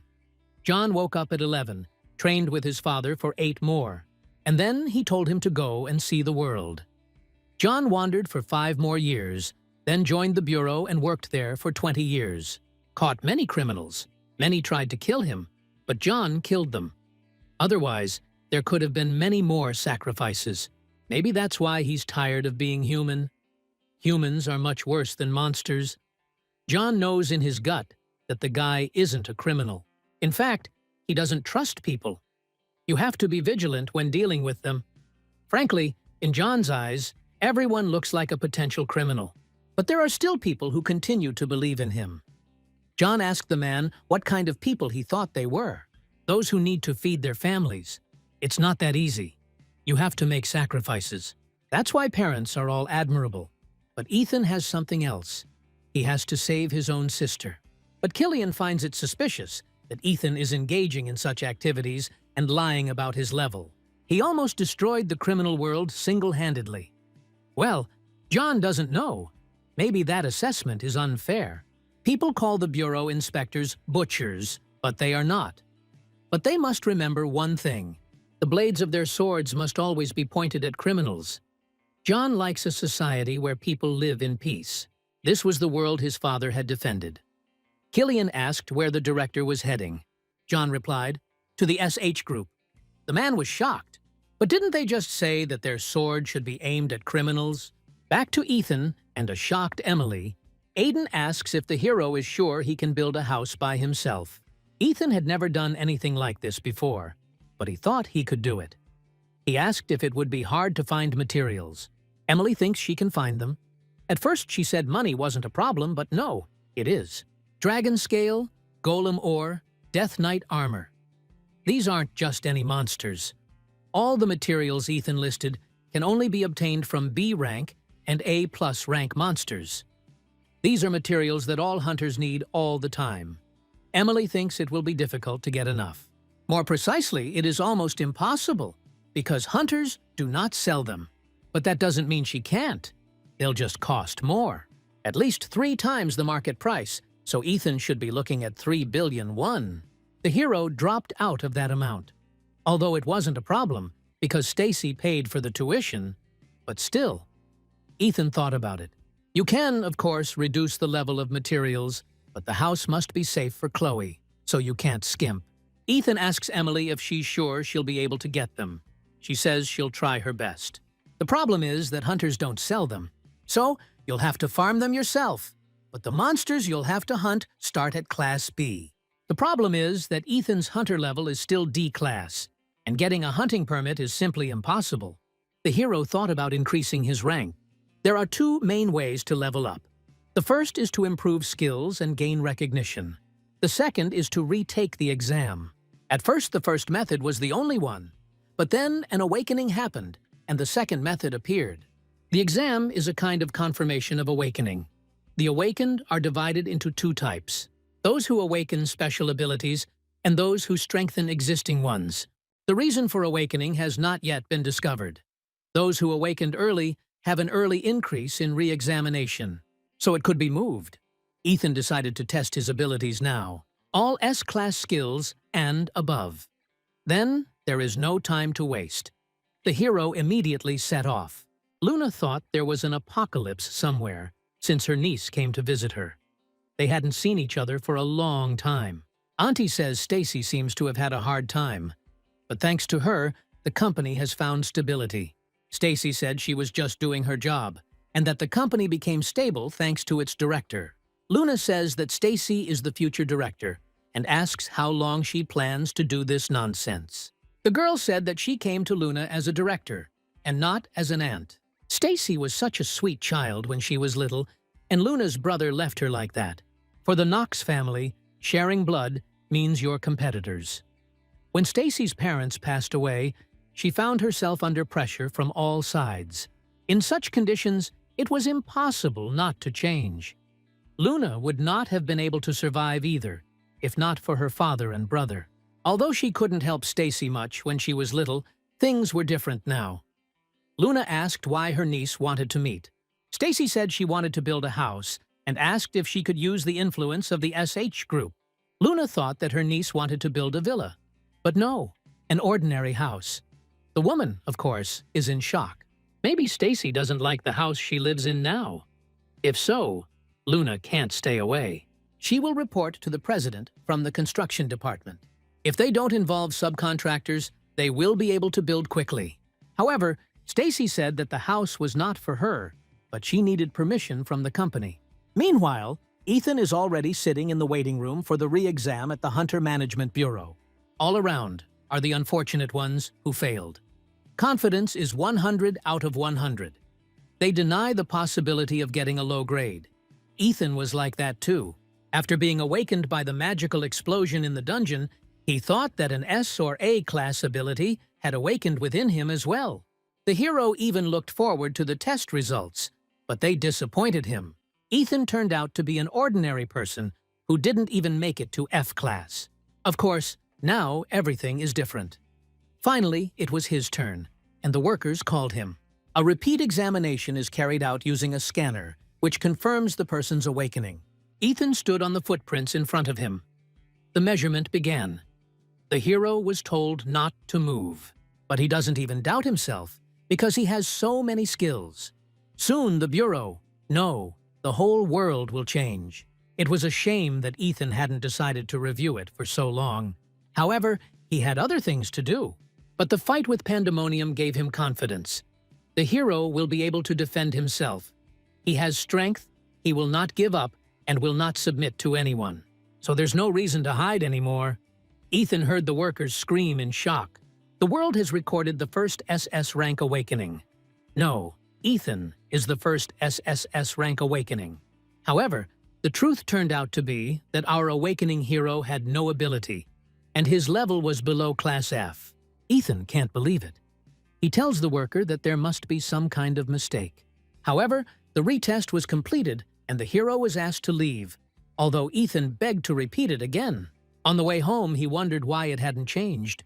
It was impossible. Maybe the test hadn't been able to detect divine power. The highest rank that exists now is S, but Ethan's stats are even lower than F. But then the test would have shown impossible to determine, or something like that. Hercules said Ethan was a nobody, but his personal abilities did not appear. Maybe that is why the test results did not change. Even though Ethan isn't sure about it, it makes sense. Or maybe it's because the skill level isn't 100%. The hero hasn't fully mastered them yet. He's still learning. By the way, how could he know the abilities of the gods? Is it even possible to learn and use them? Hercules said that Ethan is unique in his lack of abilities. That is why only he can know the powers of the gods. But who was that blonde guy in the dungeon? Maybe he knew something about the hero. That's why he came. The blonde said that day that he knew it would happen and apologized for dragging Ethan into it. Remembering these words, the hero thinks that the blonde knew everything. In any case, the retest was useless. Now I'll have to increase the number of dungeon raids and thus increase my rank. Ethan's grade is currently D, but I need at least A. Besides, he hadn't uploaded anything to YouTube for a long time. But he remembered something. Amazing video that fits this situation. Rob Knox, director of the SH group of companies, said the matter must be very important, because the director of the inspection came to him personally. John says the visit is sudden, but the hospitality is top-notch. Well, he was the director of the inspection, after all. Rob told John to sit down and asked the reason for the visit.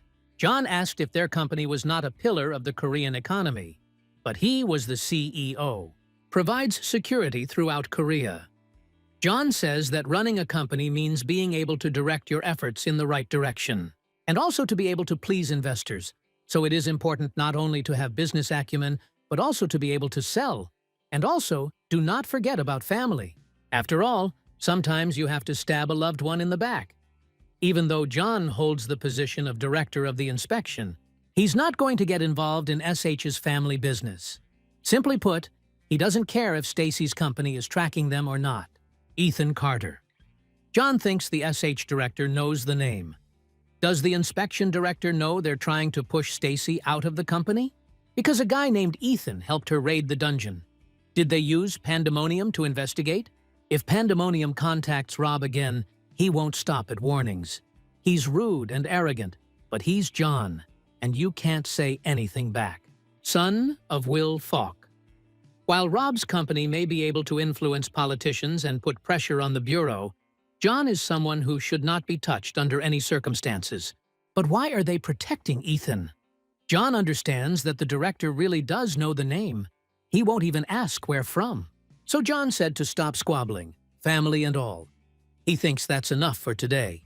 Tracy thinks that there is no money this month and tearfully asks the boss not to fire him.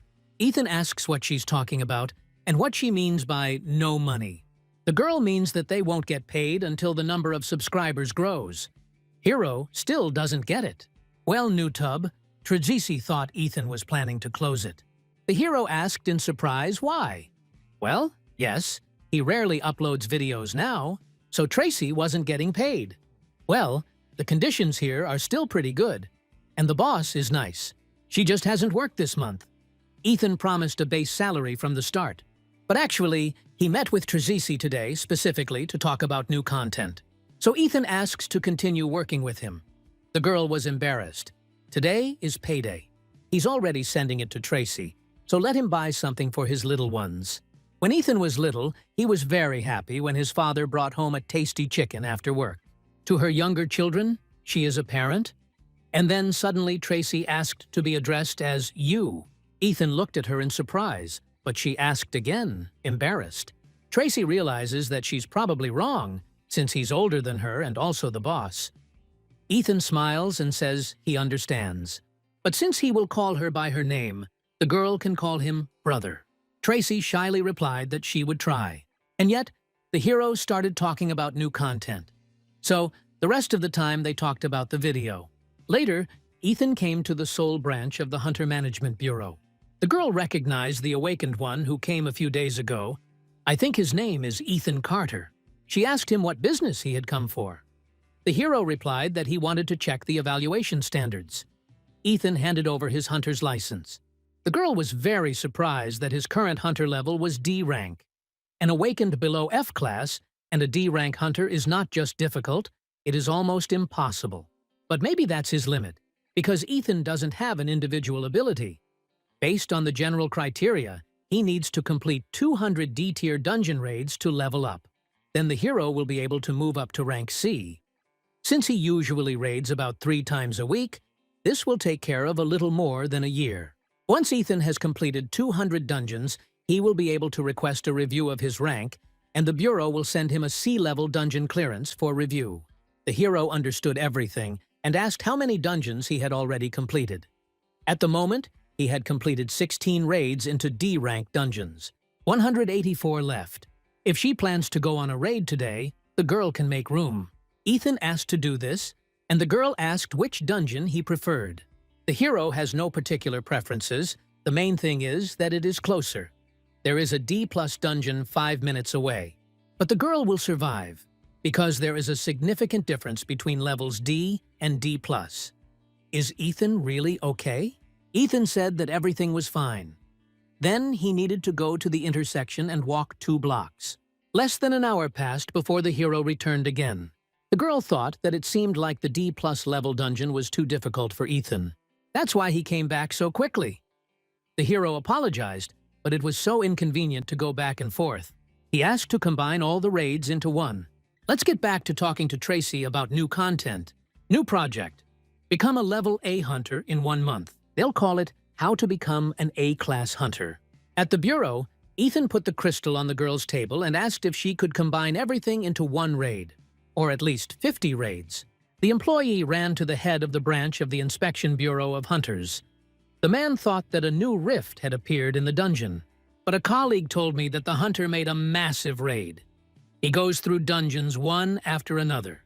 The chief thought about 10 or 20, but 150 had just been recorded. The man decided that this was nonsense. The retest showed that Ethan was simply awakened. The workers even checked the results.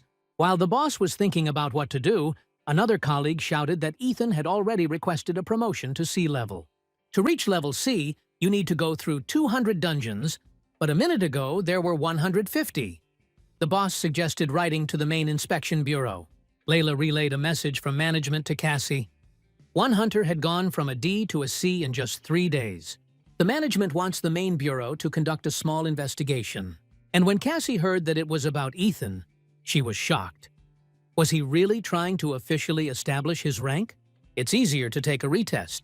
But since the level was raised by achievements, it means that retesting is impossible for some reason.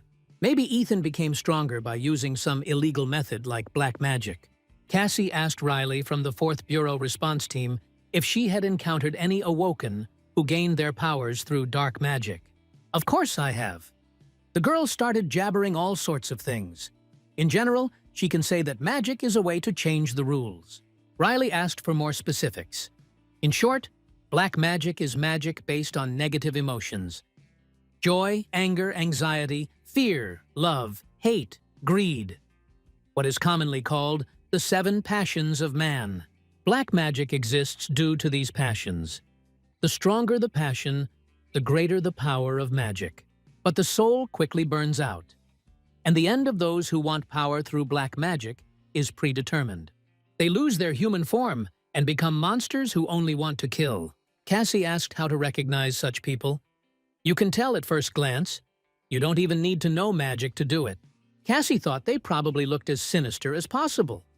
Anyway, Riley continued chatting. Cassie heard that the director had recently met with Ethan in person. He even offered to take care of him. It seems he wants Ethan to become a guard. Cassie asked Layla to tell management not to worry about it. They would handle it. The head of the detachment began to study our hero's case in even greater detail. Ethan created junk in the forge. Metallurgy skill increased by 1,000th. This is definitely not a weapon. Maybe it's because the hero is going to create tools. The quality is definitely lower than that of weapons. Oh well, he'll get used to it. It was much worse initially, but still, it's trash. Time to level up your hunter again. While Emily hasn't yet gotten hold of building materials, you need to raise your level enough to be able to build a house. But will Ethan cope? And at that moment, Emily entered the forge. Remember the sun, here is a ray. The hero asked how things were going with the materials he had asked for. Oh, Emily said it's hard to find that amount. She's trying to find a way. She even asked her younger brother, but it won't be easy. Ethan was surprised that she had a younger brother. Emily hadn't told him. His name was Cain Rain. He would be 20 this year. He is an awakened one, so he works as a hunter now. Emily asked him to help with materials. Still, these are parts of B-class monsters. Emily said that Cain is currently a B-class hunter, and the personality is A+ rank. Ethan is pleasantly surprised. That's great. It hasn't been long since Cain woke up, so he's still immature. Emily worries about him every day, but his ability is super regeneration, so everything is fine. Well, or super revival. This ability enhances regeneration. It's somewhat reminiscent of troll regeneration. They say that even if you cut off a limb, they can regenerate it. So Emily tells Ethan not to worry. She asked her brother to help, so he will definitely get some ingredients. Just then, Aiden came out, and Emily ran to talk to him about the World Metallurgy Seminar. Ethan thought that her efforts were not enough. To increase his hunter level, he probably needed to try to obtain the materials himself. In the evening, Tracy was incredibly happy that she had finished. This time, it was not easy. Only 184 videos, and the duration is more than 22 hours. Well, since I didn't work last month. For other hunters, it takes over a year to advance from D to C level. But for Ethan, it only took 3 days. At this point, the hero dumped another 300 videos for Tracy to edit. She is shocked that he has already moved from level C to B. Does that mean she'll have to re-edit everything? But at that moment, Ethan's money arrived. He sent 10 million as a bonus for editing. If the views are high, Tracy will receive bonuses. Then the girl decided that she needed to try for her little ones. The video of the first part about quickly raising the level of a D-class hunter to A-class gained more than 800,000 views in a day. Tracy is a great editor. Ethan didn't think it would go so well. By the way, it's not that easy to shoot videos yourself. The hero has already broken so many cameras. But he can't ask Tracy to film more. She's an ordinary person. Ethan thought about hiring an awakened one to film. And then in the courtyard, I saw Emily panicking. She doesn't understand why someone isn't picking up the phone. Ethan came up and asked. The girl said that she could not contact Cain. Yesterday, he entered the Dragon Turtle's dungeon and hasn't responded since. Emily already called the department, and they said they recorded him coming in. Ethan reassures her that everything will be fine. There's no telling how long the hunt will take. The hero thought that maybe Cain just decided to knock out his squad to celebrate completing the dungeon. At 20 years old, this often happens. But Emily knows that her brother is not like that.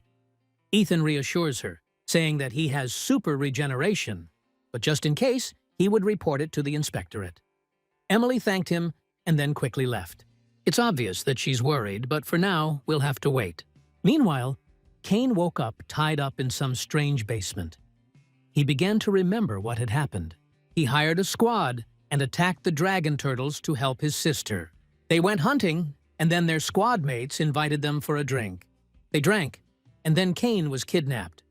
Suddenly, a man in a white coat told them not to move.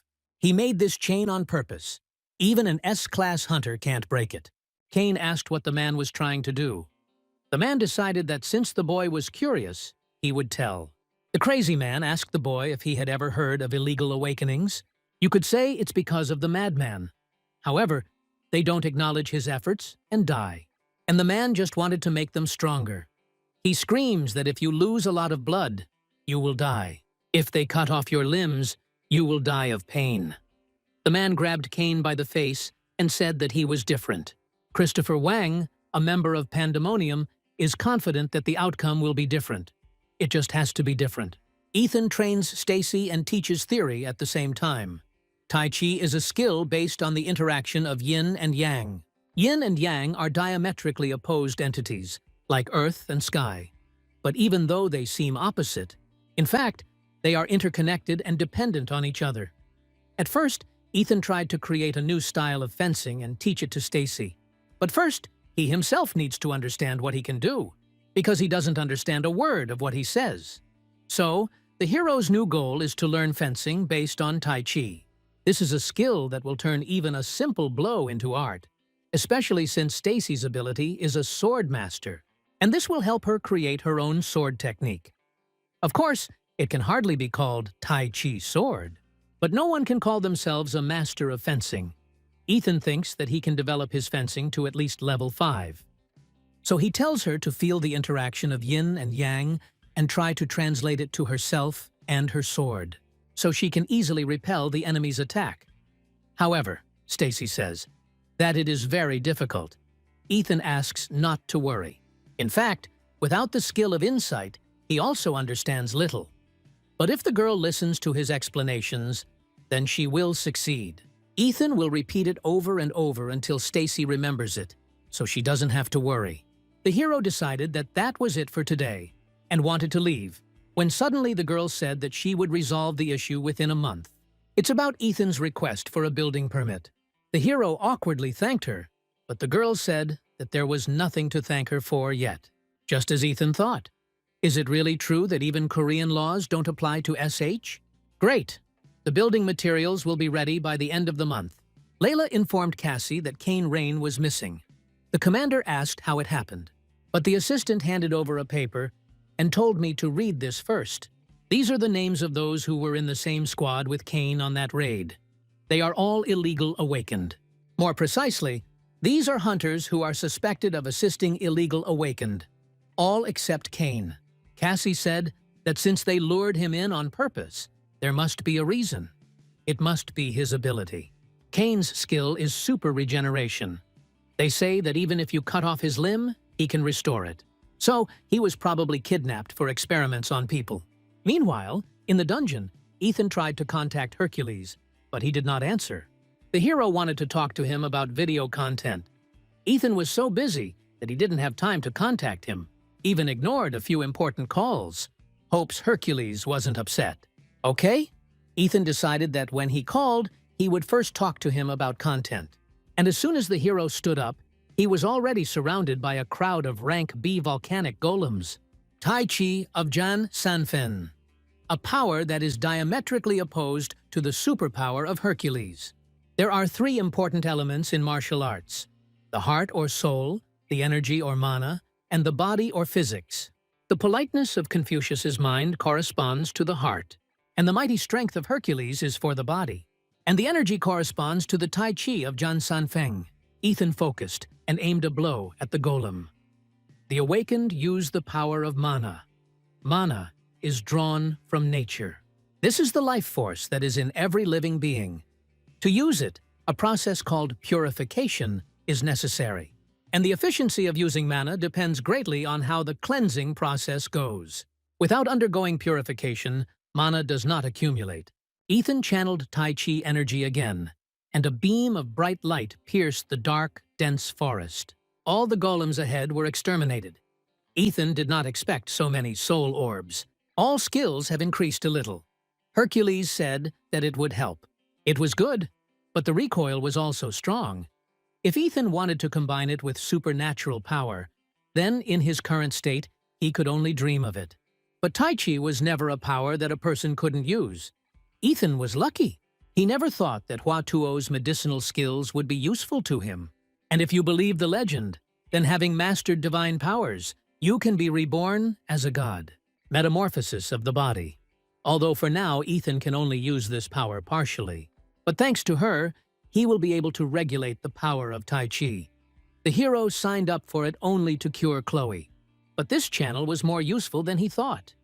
Ethan healed himself a little. Divine Healing Mastery reached 30%. Now Chloe can go to college. Maybe she can be cured completely?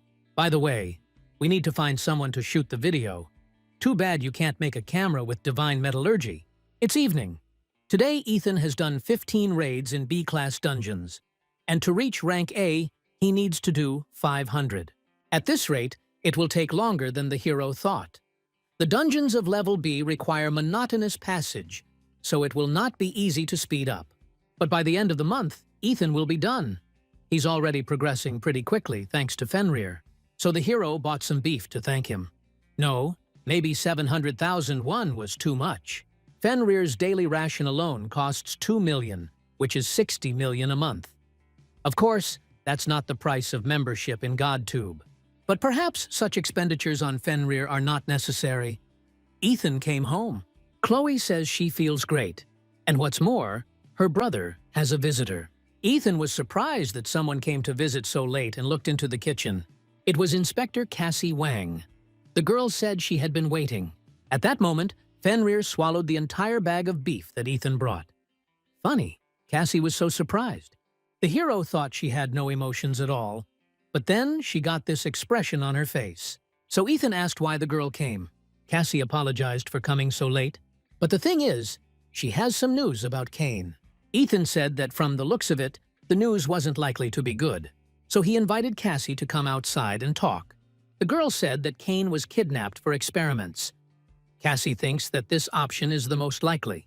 Previously, Ethan was an awakened being without a special ability, so he tried to awaken the ability by experimenting. Each such experiment ended in pain and shame. All home experiments are like this. And if these are also criminal experiments on people, even if Cain has super regeneration, he might just go crazy. We need to find him as soon as possible. However, Ethan asked why Cassie came to him. It's all because of Pandemonium. The criminals are using a so-called mind-suppressing device. It kills even those traces that were recorded by surveillance cameras. It was also used by Pandemonium. It can deceive even an S-class hunter. That's why the Inspection Bureau didn't know where Pandemonium was hiding. Not long ago, Pandemonium and the entire criminal underworld in Seoul were eradicated thanks to one incident. Suddenly, by someone unknown. In missing persons cases, there is what is called the golden time. And if it is a kidnapping, once the golden time is over, the chances of finding the person alive almost disappear. But the families of the missing don't know about it. They wait until the end. They hope that the person will definitely return someday. Cassie is the squad leader. Although she is currently ashamed and her pride is hurt, she asks Ethan for help. The girl tries so hard, although in fact Cain is nobody to her. Maybe it's because of insight. Ethan feels her emotions so well. Cassie is ashamed. She even stepped over her pride. The hero feels sorry for her.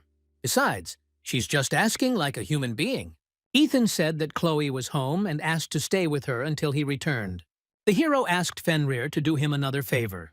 According to the information Cassie provided, it all started in the Dragon Turtle Dungeon, where Cain's last raid took place.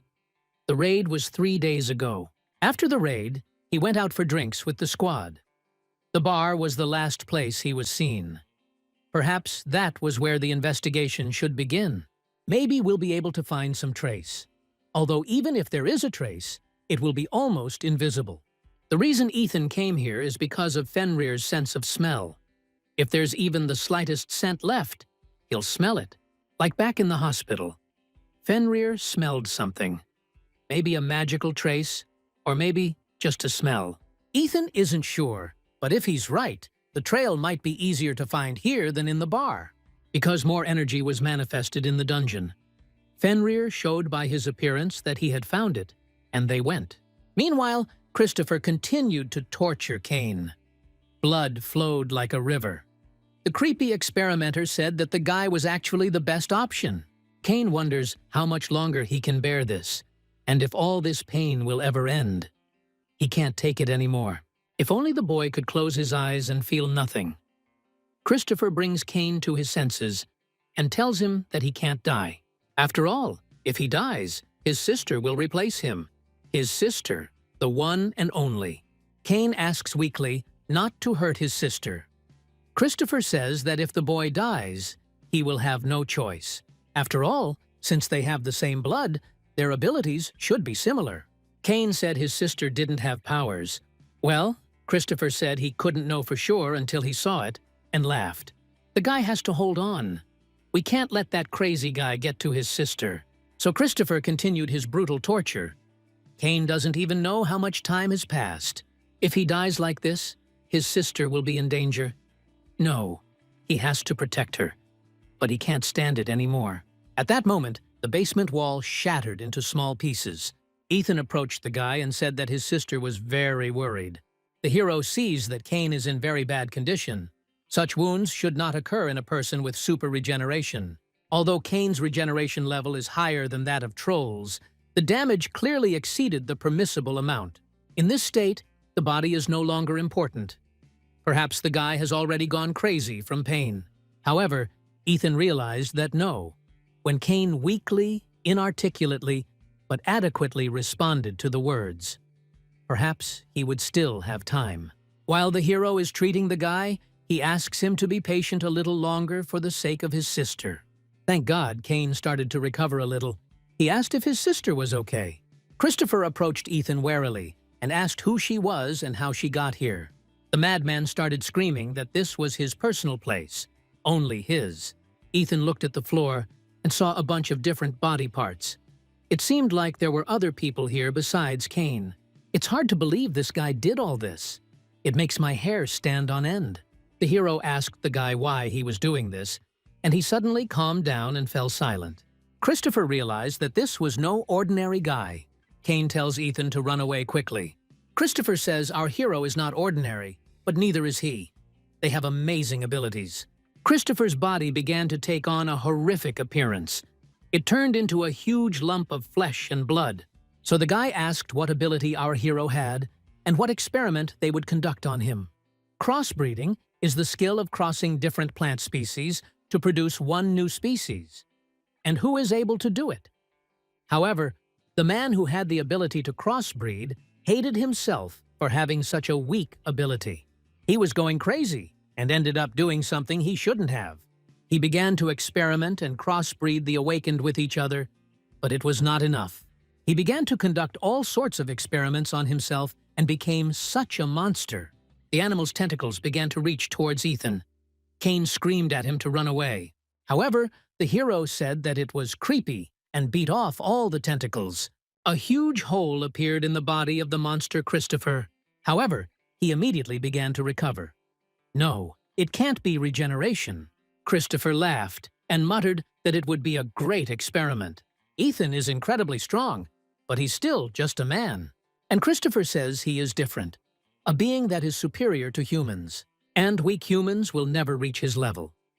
The monster's huge fist flew towards Ethan. Cain knew it was too late to run away, and Christopher punched the ground with great force. Cain thought it was the end, but our hero stopped the monster's fist. Christopher says that this is already funny. Some guy pushed him like his power contained an ogre skill. That can't be right. Ethan broke through Christopher's shield and hit him with his fist. Cain watches the painting and realizes that the real monster here is not a crazy experimenter. Christopher doesn't believe a human can do this. How can a human be so strong? Was the guy born with this ability? Christopher screams at our hero that he hates him. He hates him so much that he wants to kill him. Strong guys are always like this. Ethan said to stop. I asked why Christopher was doing this. Did he really want to become stronger? The guy said that our hero didn't know anything. He doesn't have the ability, so he has to. No one even knows how terrible he feels. I asked if Ethan even knew what it was like to be weak. Our hero was born strong. He would never understand it. How miserable and slavish the life of weaklings is. And the guys who were born with abilities had power from the very beginning. They didn't achieve it themselves. They didn't try. They only got their strength because they were born with it. And then they say, "You're so weak because you don't try." It's so disgusting. It's just infuriating. Everyone likes the strong. That's why Christopher wants to kill them all. Ethan came closer and said that he used to think that way too. He had recently asked what Hercules was thinking when he was doing the 12 labors. The 12 labors that made Hercules a great hero. I wonder if he was afraid. Hercules replied that he had tried to commit suicide at the time. Ethan initially thought it was a joke. However, in a fit of madness, Hercules killed his family. The guilt made every day seem like hell. He thought that life was no longer worth living. But Theseus stopped him. How could you atone for your guilt by committing suicide? So it's not a matter of grandiose aspirations or maturity. These feats were for the sake of redemption. It was hard. More than once, Hercules was threatened with death. I thought about it every day. I thought he couldn't. I thought he could give up now. Ethan didn't believe it at first. Hercules always passed trials and tribulations with ease. The hero thought he was the ideal who always won. The demigod says that results are, of course, important. But if Ethan asks if they are the main ones, he would say no. How exactly did you achieve such results? That's what's important. That's the most important thing. People say he did the 12 labors because he's Hercules. Achieved such results because he was great from the start. But no one is born great. Only trials become great right away. And greatness and success are not so important. Of course, there are different situations. Sometimes it is simply impossible to win. There are circumstances that cannot be overcome. But to achieve greatness, you do not have to overcome the impossible. It is important to ask yourself the question, why do I want to become great? Only one reason is needed. It can be stupid or childish, but you should always remember it. When you want to do something or achieve something, there will always be tens of thousands of reasons why it is impossible. But only one, Why do you want to do it? We'll help you achieve what you want. That's why Hercules is here, in front of Ethan, talking about greatness. It's not innate strength that separates the strong from the weak. Ethan tells Christopher that he shouldn't pretend to know everything. The guy just wants to justify himself to himself. Ethan began to concentrate and put everything he had learned into context. The mind of Confucius, Tai Chi of Zhan Sanfen, the power of Hercules, harmony of strength, energy, and body. Ethan used the art of Hercules, a magical combat technique, heavenly crushing strike. Cain is shocked and asks why the world has become so white. Ethan howled. It hurt so much it wasn't a joke. The recoil was too strong. He didn't originally intend to use this martial art, but he was so annoyed by this nonsense that he had to shut Christopher up. The hero doesn't fully understand what's happening. Normally, he would simply lose consciousness. Ethan asked if Cain could move. Yes, his body seemed to have recovered a little, but the boy is shackled. They say that even an S-class hunter cannot break these shackles by force. Ethan removed them with a flick of his wrist and asked again if Cain could move. The guy awkwardly apologized, but asked who our hero was. He quickly wanted to know. Ethan said he was Emily's friend. Cain asked if our hero was her boyfriend, but Ethan said he was just a friend. He had no reason to lie. The guy asked if everything was okay with his sister and was very scared when the hero answered that no. Ethan said she had been worried about her brother all this time. So why wouldn't he come back and reassure her? Although Ethan looks fine now, he can barely speak because his regeneration is not as good as Cain's. The guy apologized and thanked him for saving him. Ethan smiled and suggested going home. Later, Sean, the head of Pandemonium, came to the basement. He was, to put it mildly, in shock. The deputy thinks they were hit. No body was found. Sean doesn't believe it just disappeared. There must be research materials left. The assistant searched everything, but did not find the key materials. Pandemonium was going to mass-produce weapons from people by combining the personalities of the awakened. Create monsters by crossing special abilities. Pandemonium had been working on this plan for several years, and in one moment, everything collapsed.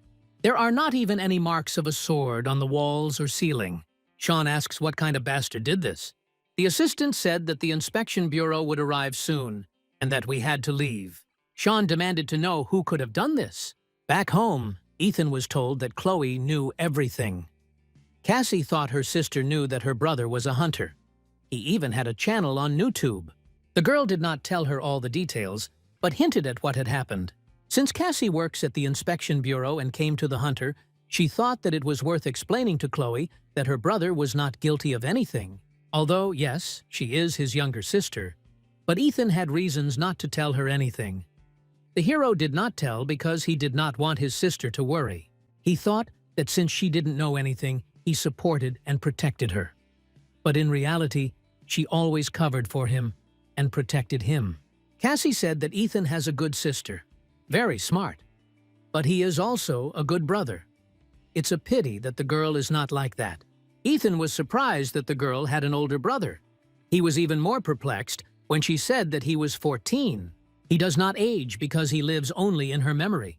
Christopher, the ability to crossbreed the abilities of other awakened ones, has awakened in him. It seemed he had managed to attach other monsters to himself as well. Ethan was surprised that this was possible. Hercules said that abilities are unique. So how can you appropriate someone else's? Cassie responded that Ethan knew better if it was possible, but that it meant losing his own identity. Pandemonium planned to mass-produce such monsters. It's scary to imagine how many victims there would have been if their plan hadn't been thwarted. Cassie cannot speak on behalf of the Inspectorate Bureau. But personally, she would like to express her huge thanks to Ethan. Following the failure of the mass production of Pandemonium monsters, the Inspection Bureau launched a full-scale investigation. But this frightened the public, so the investigation was hidden from both the media and the world. Emily's younger brother returned safely to his sister, and Ethan continued raiding dungeons and improving his skill proficiency. It seems that neither mastery levels nor skills have been affected by the last battle, but Ethan destroyed all the equipment. Their cost will exceed the money from YouTube. How can he find someone who can film? Well, at least the memory card survived. The hero is glad that the video was not damaged. By the way, he thought that the competition for booking dungeons would be more serious. Ethan finally cleaned up his. These dragon turtle shell pieces will be needed during construction. Almost indistinguishable from the scales of a real dragon. It'll take some time to get some materials. It looks like Ethan will be an A-class hunter soon. Coming out of the dungeon, the hero met Cain. It's amazing that he recovered so quickly. But how did he know that Ethan was here? The guy was told at the administration. Well, not exactly told. There were no more dungeons to book, but Cain was given a list of all the cleared dungeons. And he looked for Ethan in all these dungeons. He thought he would wash away exhaustion. The hero asked why the guy didn't just call. Cain replied that he didn't know the number, although he could have asked his sister. The guy saw the light and said that Ethan was just a genius. Still, the hero asked why Cain was looking for him. His sister told him everything. He knows Ethan collects monster byproducts. He's the one who saved Cain's life, so the guy came to help. But the hero replied that he didn't need help. Cain was a B-class hunter.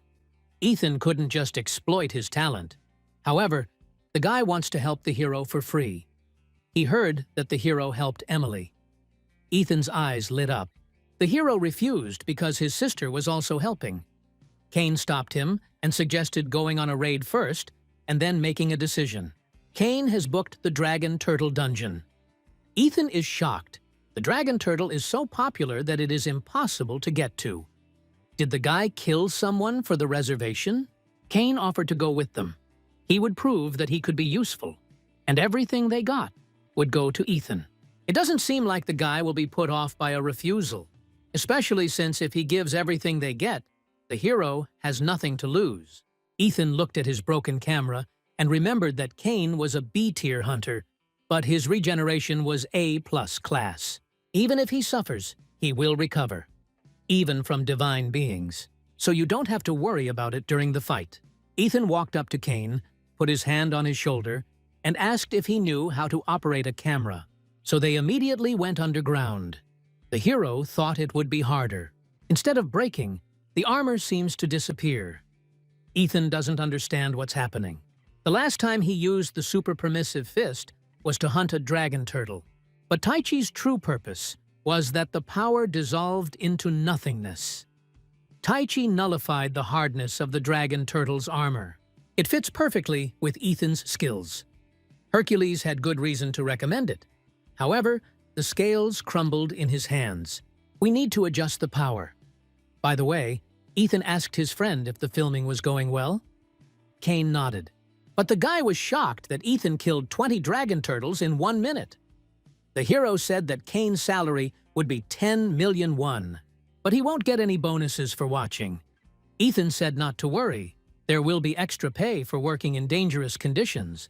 Cain nodded and promised to try. After the raid, Cain sent the video to Stacy, who realized that the boss had hired a cameraman.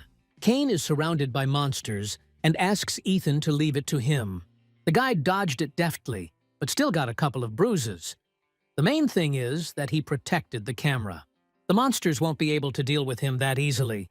Ethan gave him this camera. He will protect her even at the cost of his life. Cain tells a confused Ethan not to worry and just continue. The guy says he's so honored to be the cameraman. Tracy thinks the video could have been better. Later, Emily visited the forge. Ethan thought that she had come to the seminar too, but she came for another reason. Cain told his sister everything. Ethan teaches him a lot. The hero replied that he does not teach. It's more like Cain is helping him, and the hero no longer has to worry about his camera breaking down. Even though Cain is not experienced, from dungeons to collecting materials, he took all the worries upon himself. Still, Emily doesn't know how to thank Ethan for saving her brother. The hero replied that Cain was her family, so there was no need to thank him. Emily was confused. Ethan asked again, because Cain was her younger brother. Emily blushed, and the hero thought that something was bothering her. The girl replied that everything was wrong. It's just that Cain is starting to call Ethan his son-in-law. It's so weird. Emily said it doesn't matter, and ran away. The hero himself was left at a loss. In any case, Ethan will soon become a level A hunter. 100,000 subscribers are just around the corner. Almost all the necessary building materials have been collected, and the building permit is almost ready. Preparations for the construction of the house are coming to an end. Ethan came home, opened his phone, and saw that Hercules was offering a video call. That's right, the hero completely forgot. He was so busy these days that he ignored several calls from him and forgot to call back. Hercules must have been angry. He'd be lucky, if not too much. Oh, Ethan's going to get it. The hero immediately answered the call. Hercules asks calmly if Ethan is there. It's been a while since we spoke. Everything seems fine. Maybe Hercules doesn't care. Hercules said that he was very worried and asked why the guy was acting like that. Wow, he's just furious. Ethan replied that there were important things to do. Hercules is offended, of course. Does the hero really not care at all? Ethan replied that he didn't do it on purpose. Things just keep falling apart. Well, of course, the great lord is very busy. Surely his affairs are much more important than Hercules.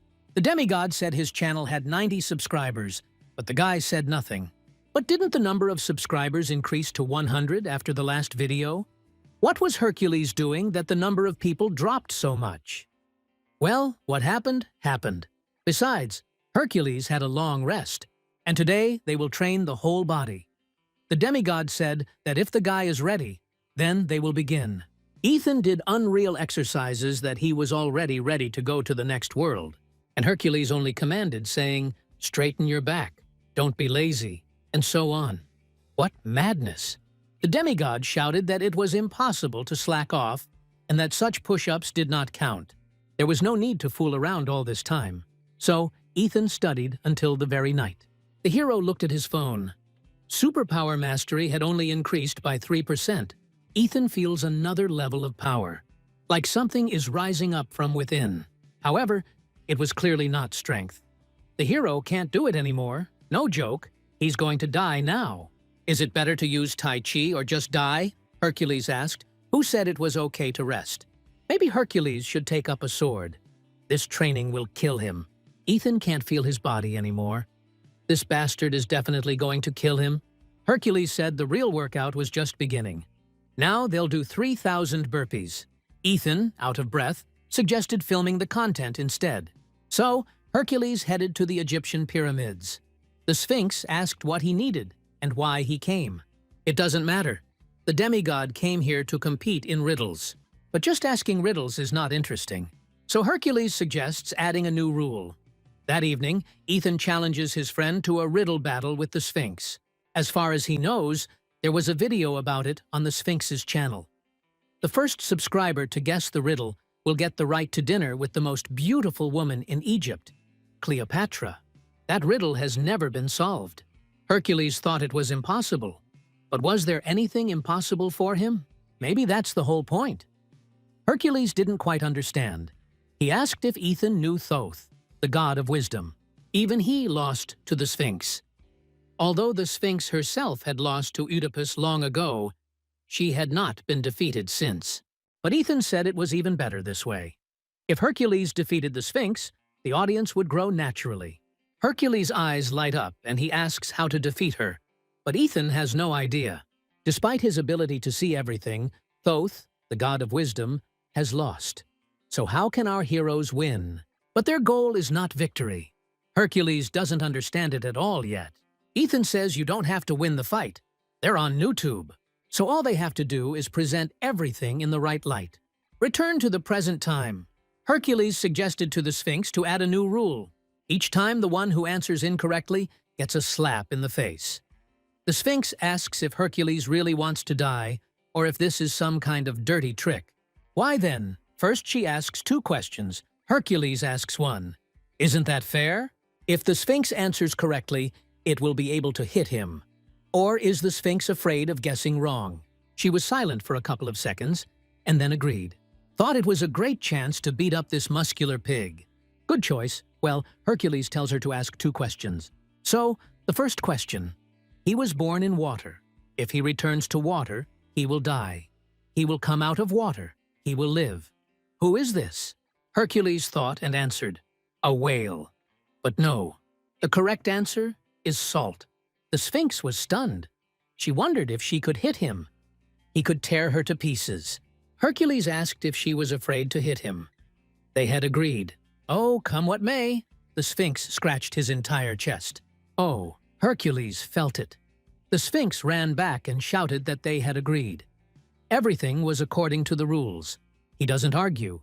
He asked what the next question was. Great. Hercules didn't respond to the blow.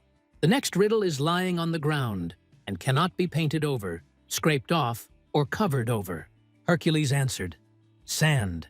But the correct answer is shadow. Now the Sphinx will deal him a powerful blow. She scratched his body with even greater force. Now it's Hercules' turn.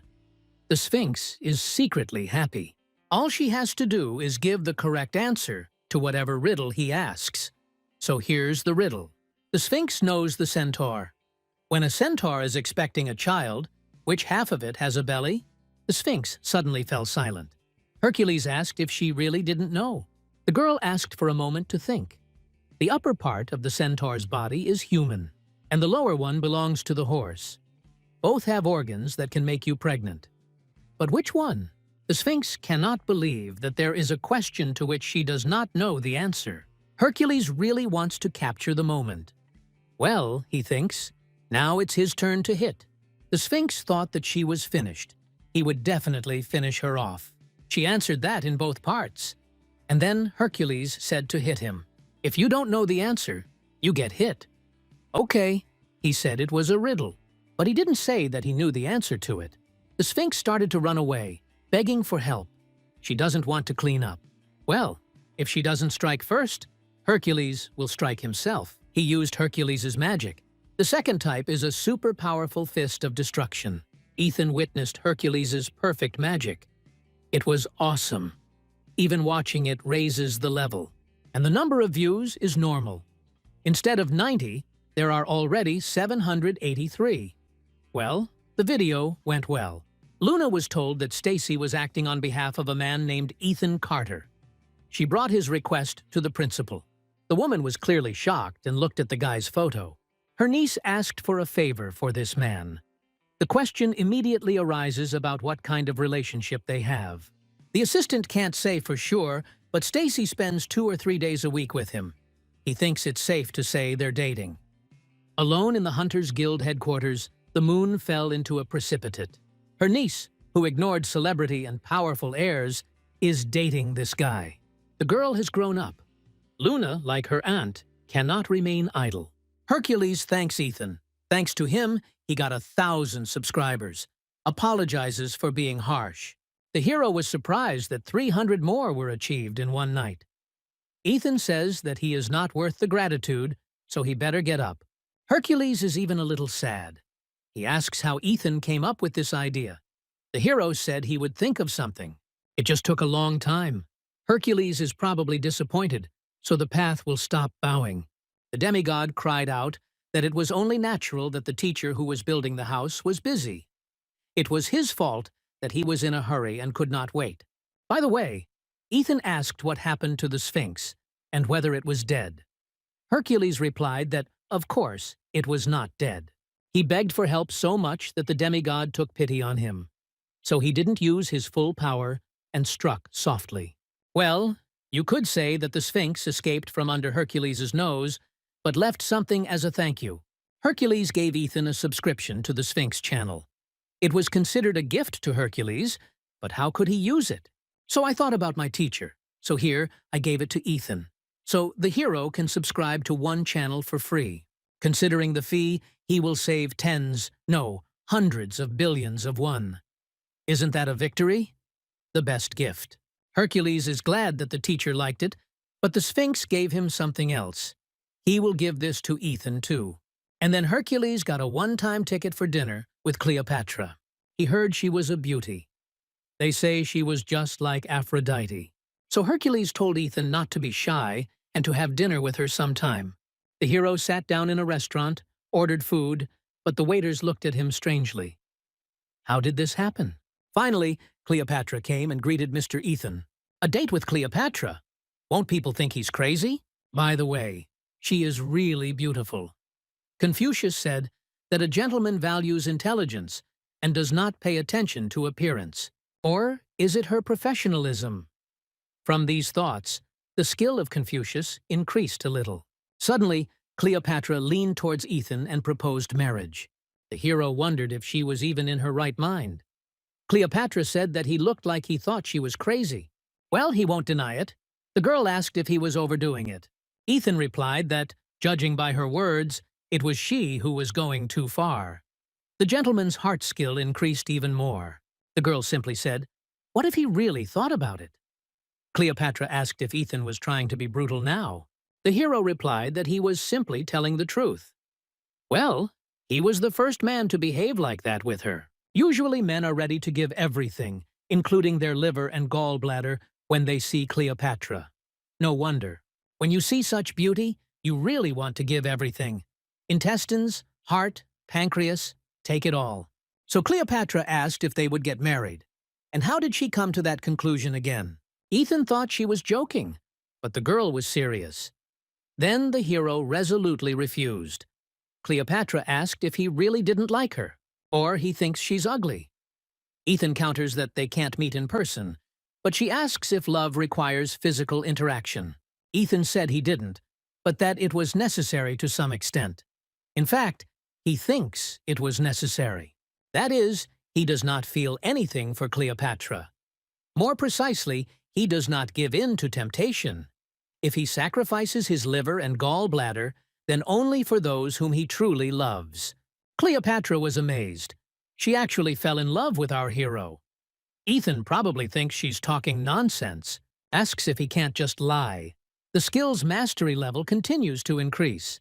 Besides, a gentleman's heart grows the slowest. No one knows what will happen if Ethan gives in. Anyway, he is a man and can't date Cleopatra. She said he doesn't look like a man, especially now that he hasn't given in to her temptation. And then Cleopatra thought that Ethan had problems downstairs. The hero asked if they could finish dinner already. Cleopatra apologized. She was just joking. However, she asked what if Ethan became a god.